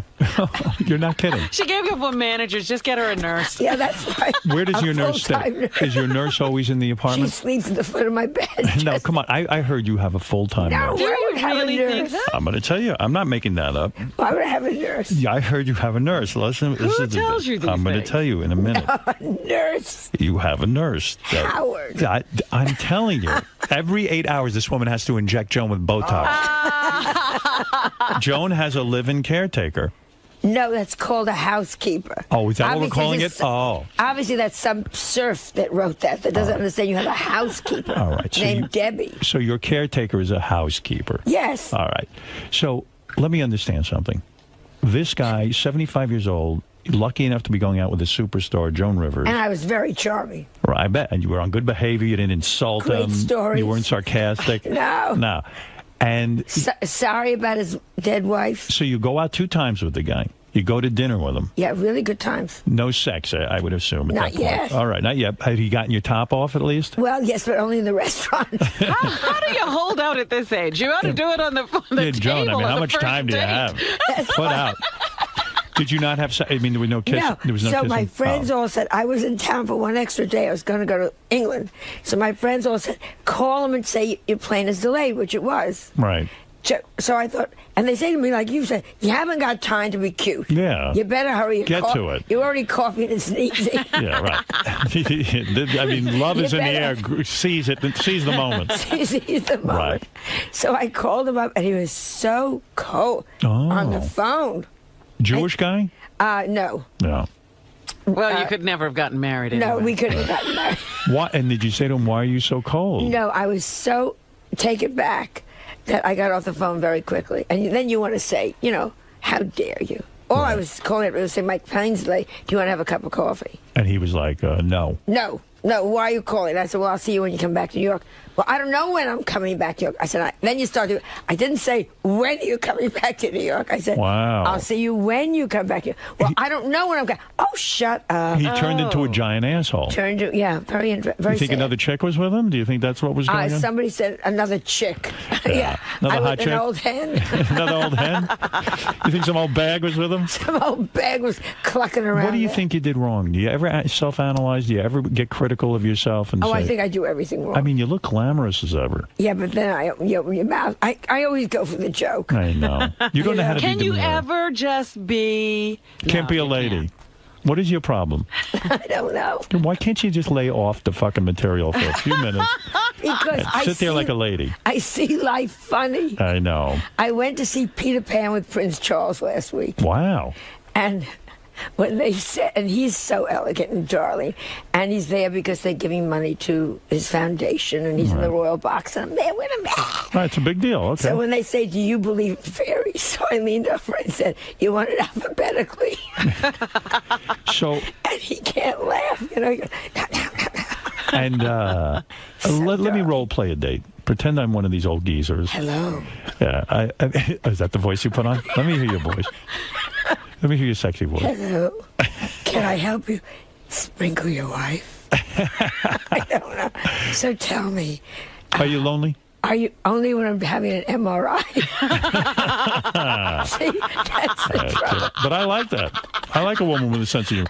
You run Celebrity Apprentice, and this, I never heard of half of these celebrities on Celebrity Apprentice. I mean, you're a legitimate, bona fide celebrity. Well, I was even surprised you agreed to do it. I wanted to see. You wanted the truth? I mean, you're a big deal. I wanted to. Two reasons. One, Melissa did it with me, so she got to live with me for 5 weeks, which was great. All right, you love that. Love that. So to get Melissa to live with you, you have to be on TV. Be on TV, that's right. So we got to be in the kitchen late at night together. That was great.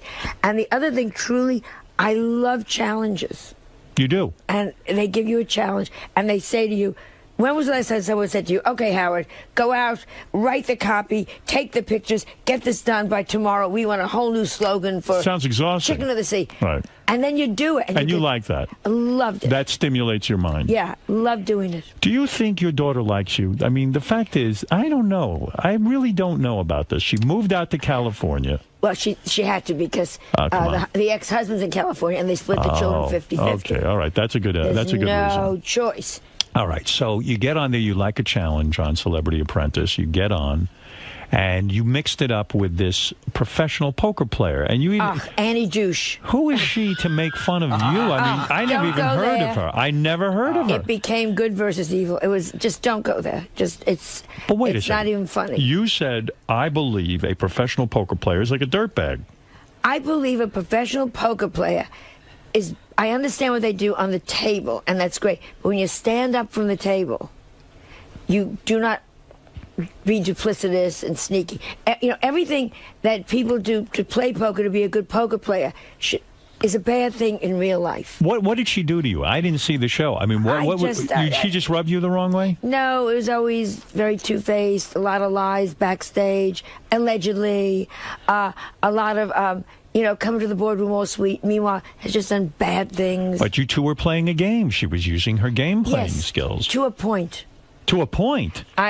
Howard, then I'm not a good game player. Right. I still think if you say I'm not a poker player. Right. But that's it. Right. I just found that you don't turn people against each other. You don't whisper to Howard. But you found her gross. In other words... I found her just, you couldn't trust her. And she did bad things behind her back, allegedly. It is a strange way to make a living when you think about it. Yeah, but I'm not putting her down. She's a very smart cookie. Right. But would I have her to the dinner table? I don't think so. I see. All right, well, that's it. So you've been dumped by this guy, this 75-year-old guy. Yes. Who fixed you up with this guy? How'd you meet him? A very dear friend who said, I think the two of you get along. We did for 2 meals. And it was so nice to have someone pick up the check. I could tell this one upsets you. Yeah. This was She thought something was going to happen. Yeah. And this was a guy with money, huh? Well, I guess. Yeah. He picked up the check. Oh, that was nice. That was already a start. If I went out with you, I'd expect you to pick up the check. They all do. I know, it's terrible. Venus de Milo pushes it across with her chin. What? Now, you're a good businesswoman. You're just constantly selling everything. Jewelry and schmatas. I mean, you're constantly busy. Look where I'm going, which we're going to talk about later. I'll talk about that. But I don't understand what happened to you financially. How much money have you lost in this down economy? I lost a lot in this down economy. Were you mostly invested in the stock market? I lost. We all lost. Who didn't lose? Everybody did. Everybody. Yeah. Oh, forget about it. So I lost a lot. And how much are we talking about? I was certainly half. Half. I'm not. There's no sad songs for me. Yeah, I know. But do you think that the 75-year-old guy read in the paper that you were down on your luck and that's why he dumped you? That, and I was going through his wallet when he was in the bedroom. I mean, half your money is gone. Yeah. It's very upsetting. If you think about it. You're damn right. But you're not downsizing because of money. No, I feel she's selling the apartment because of it. I'm selling the apartment because I truly would like to do half and half, and my accountant says you can't. I see. All right. Well, then I have an accountant that, those kind of, you can't, you're overspending. Why not sell your home in Connecticut? I can't sell Connecticut. It's the most beautiful house. Why can't you sell it? You mean nobody's buying second houses? You're kidding me. Nobody. One. You have it on the market and you can't sell it. Have it on the market for a year, not one person has seen it. Wow. Even come to look at it. And it's beautiful. It's fabulous. Well, she always lives in a fabulous place. It's fabulous in a Connecticut way. Aren't there some rich people left in this country? I'm talking to them. Yeah, I ain't buying. I can see the two of you in a little love nest in Connecticut. Oh, please. 84 acres. You ain't the only one who got killed in the stock market.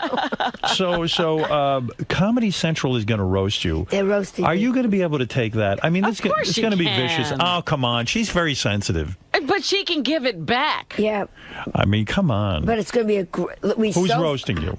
Kathy Griffin. So that's going to Do be you like her? I adore her. I like Kathy. Adore her. We're literally good friends. Yeah. We have dinners together. I mean, you do? You shouldn't we're have girlfriends. Dinner. What's off limits at your roast? Everyone has off limits. What can't they joke about? Yeah. I said off limits.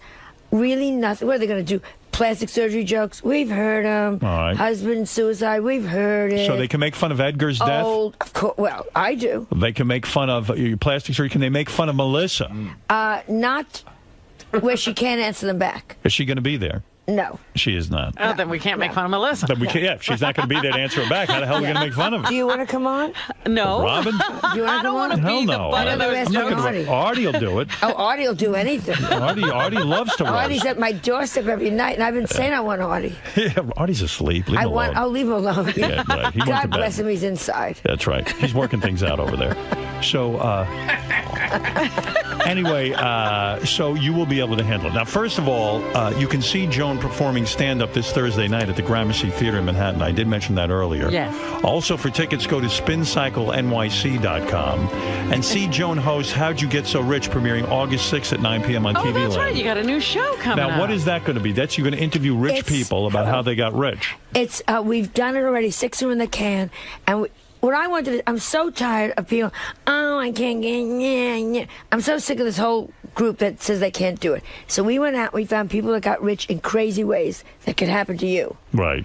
And they live so differently. Each person is so different. How do people get rich? The people. How about the guy that invented the slanket, which is you put your arms through the blanket? Yeah. Is that selling that big? He was high in his college dorm room. Right. And so they cut holes in his blanket. And then his mother sewed sleeves on, And then they gave it to an uncle they didn't like for Christmas. And the uncle called up and said, I need 6 more for friends. Wow. You're kidding. And it's called a slanket. It's called a slanket. Is he a billionaire? He's about $70 million. $70 million. About. And how he lives and what he spent it on.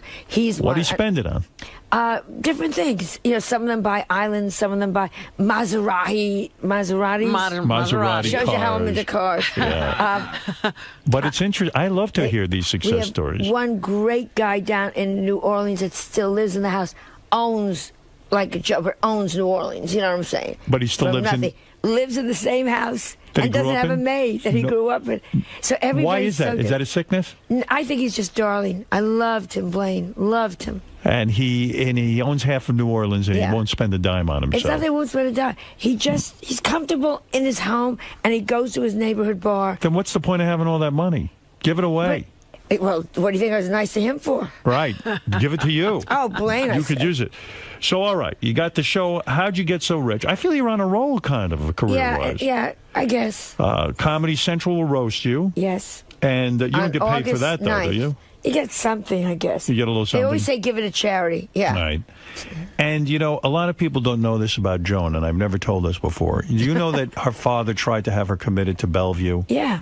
Because she was going to become a stand-up comedian. Wow. Do you realize when Joan became a stand-up comedian, women did not become stand-up comics? That's right. It didn't happen. When you see girls today like Sarah Silverman, right, and you see them thriving, the girls on Saturday Night Live, Kathy Griffin, do you ever say, those bitches don't even know how hard I have it? You know what I really say? What do I you- can still take you. You feel you can still beat them? You still feel you're better? No question. I'm working better than ever. You're better than Sarah? You know why? You're better I'm than not Sarah? saying I'm better than Sarah. That's what you're saying. You said you could take them.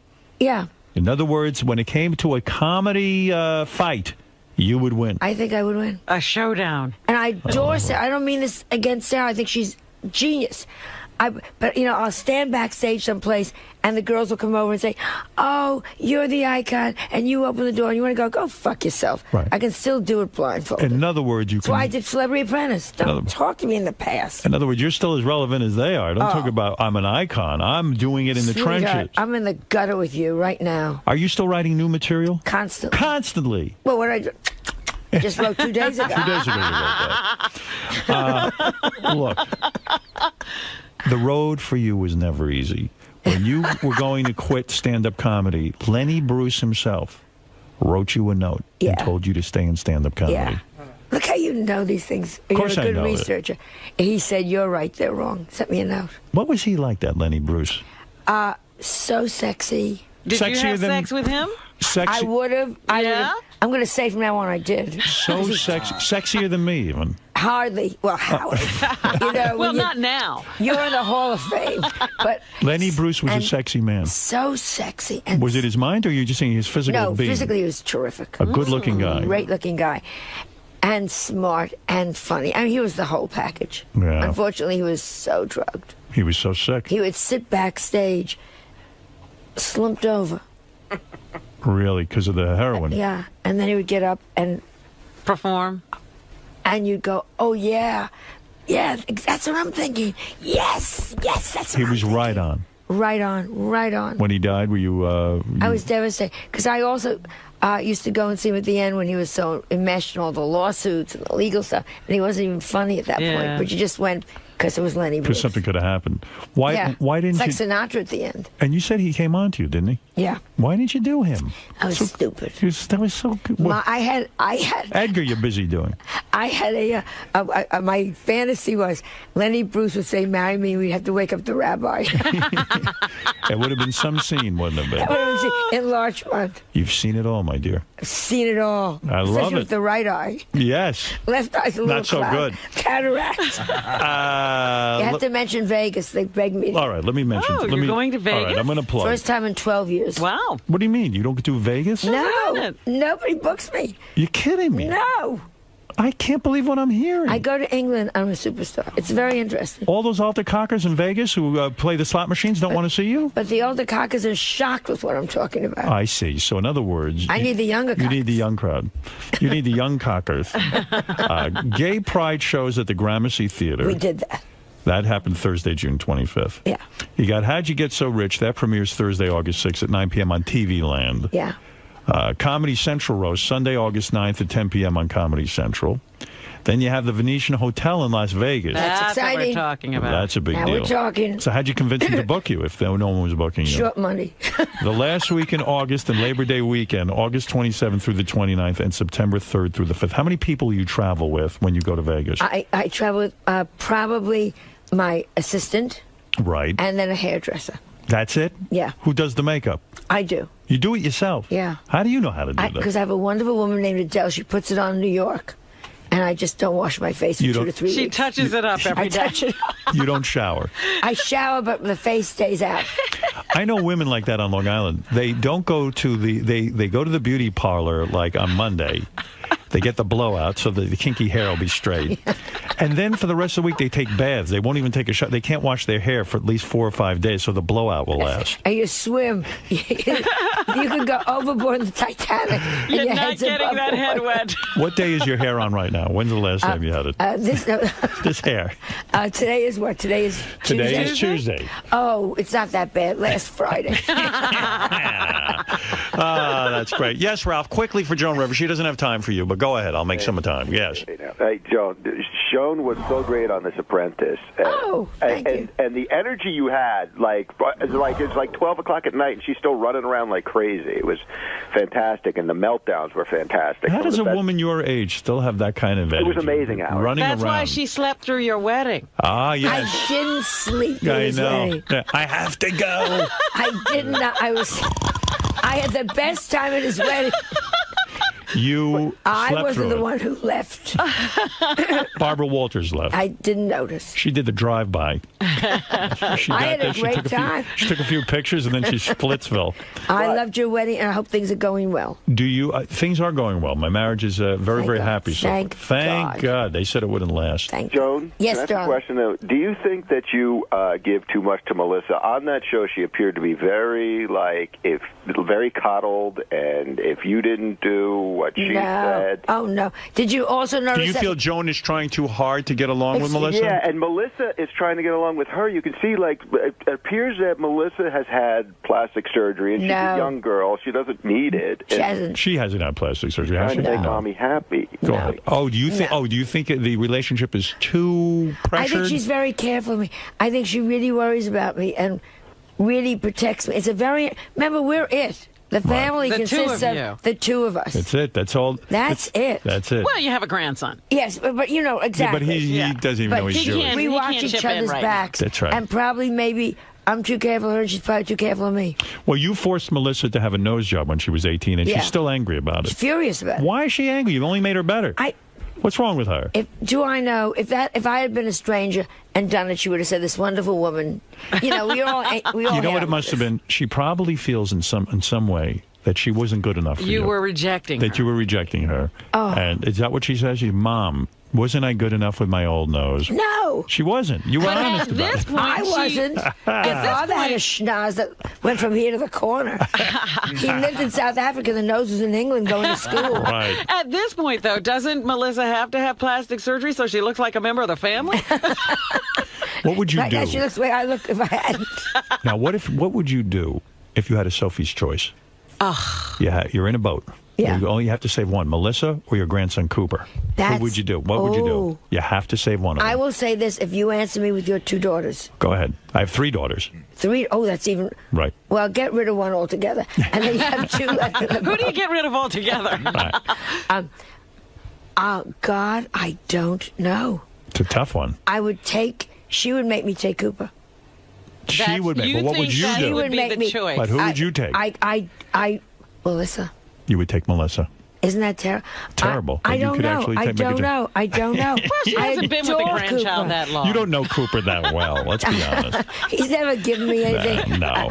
And you got that money invested But see, I in think your daughter's nose. I would take Melissa because she'd be holding Cooper. Right. There you go. All right. Very nice answer. Listen, Joan Rivers, you are delightful. I love you so much. You know. I love you too. And you're a horrible person to answer that question that I just gave you. But Yeah, God, I love you. Now, Melissa how would can you hold go on to home? Cooper. There it is. How I could you love go you for home? that. I love you for that. Listen to me. You're terrific. You're hanging in there. You're doing your thing. You are right when you say you're as good as any of these young comics. I happen to agree. I saw her live. She's great. I That's love right. you so much. No, we're not just saying it. Well, you know, how many guests have you? Oh, let's not go there. I'm not surprised your grandson Cooper hates the Jews. Listen, you're not easy to be with. It's tough. It's 75-year-old tough guys to are like the dumping you. I mean, come on. Listen, see Joan Rivers. She's going to go up there. She's going to perform for you this Thursday night at the Gramercy Theater in Manhattan. Yeah. The chance to be near Joan is like no chance you've ever had. And for tickets, go to spincyclenyc.com and see Joan host How'd You Get So Rich? Premiering August 6th at 9 p.m. on TV Land. And then I'm going to watch for that roast on Comedy Central. What, are we not selling anything on QVC this week? I just came from yesterday. Oh, okay. She already cleaned them out. And I had to think. That's right. And then she's on her way to Iran. She's going to be the new Ayatollah. Oh, okay. They're looking for her. Listen, Joan, you did it all. You said it all. And you had a good appearance here. That's all that matters. I love coming. We had a good time, that's all. All right, we're going to take a break, and we'll be back. The great Joan Rivers. Best to the little wife. Thank you. Joan, how'd it go? Great. It always goes great. I just love being with him. Now, what is it with Howard? You guys just click? You always have a good time? Always, for the last 25 years. I have never come out of here unhappy. Not once? Not once. I just think he's just so fabulous. Great. Adore him. All right, thanks for stopping by today, Joan. Thank you. I'll take a piss test right now. I'm not on any opiates, but I don't know. I lean back and I love Joan Rivers, but I never speak during, and Howard prefers that, I think, because Howard has to do a great interview. I'm just upset that I snored a little bit. You couldn't hear me snoring that much, could you? Okay, good. That's all right. That's all right. What was funny was Howard mentioned that you were sleeping. You didn't flinch. Right. Usually, like if you'll hear it, and you'll jump up. I was. This is why it wasn't a heroin nod off. I was asleep. I was dreaming. It was like I was home. And I mean, look, I got to get off this book tour, but everything's fine. Honestly, I'm fine. But because I remember Greg Gass fell asleep on the show once. Do you remember that? Before I was full. Yeah, and he was a guest. And I said to myself, that's got to be the worst feeling ever. Like, how embarrassing. Greg Gass fell asleep on the air, and Howard made fun of it. Howard got mad at it, actually. I was thinking about waking you up right now. No, but I'm up now. No. And I said, how embarrassing. And I've done it 80 times. But I'm okay. It was funny, I think. Nothing's funnier than that pink thing in her hair. I mean, that is just. I mean, what is she trying to pick up? Dennis? Trying to pick up Dennis Rodman? Yes.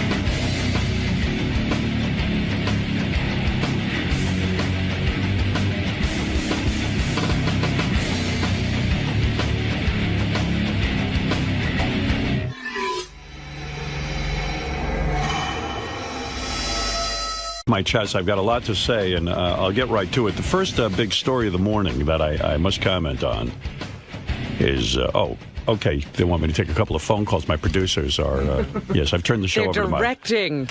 Yes, let me see. Wolfie. Some important people on the phone. Yeah, Wolfie, go ahead. Like Wolfie. Wolfie, what's up? How's it going, man? All right.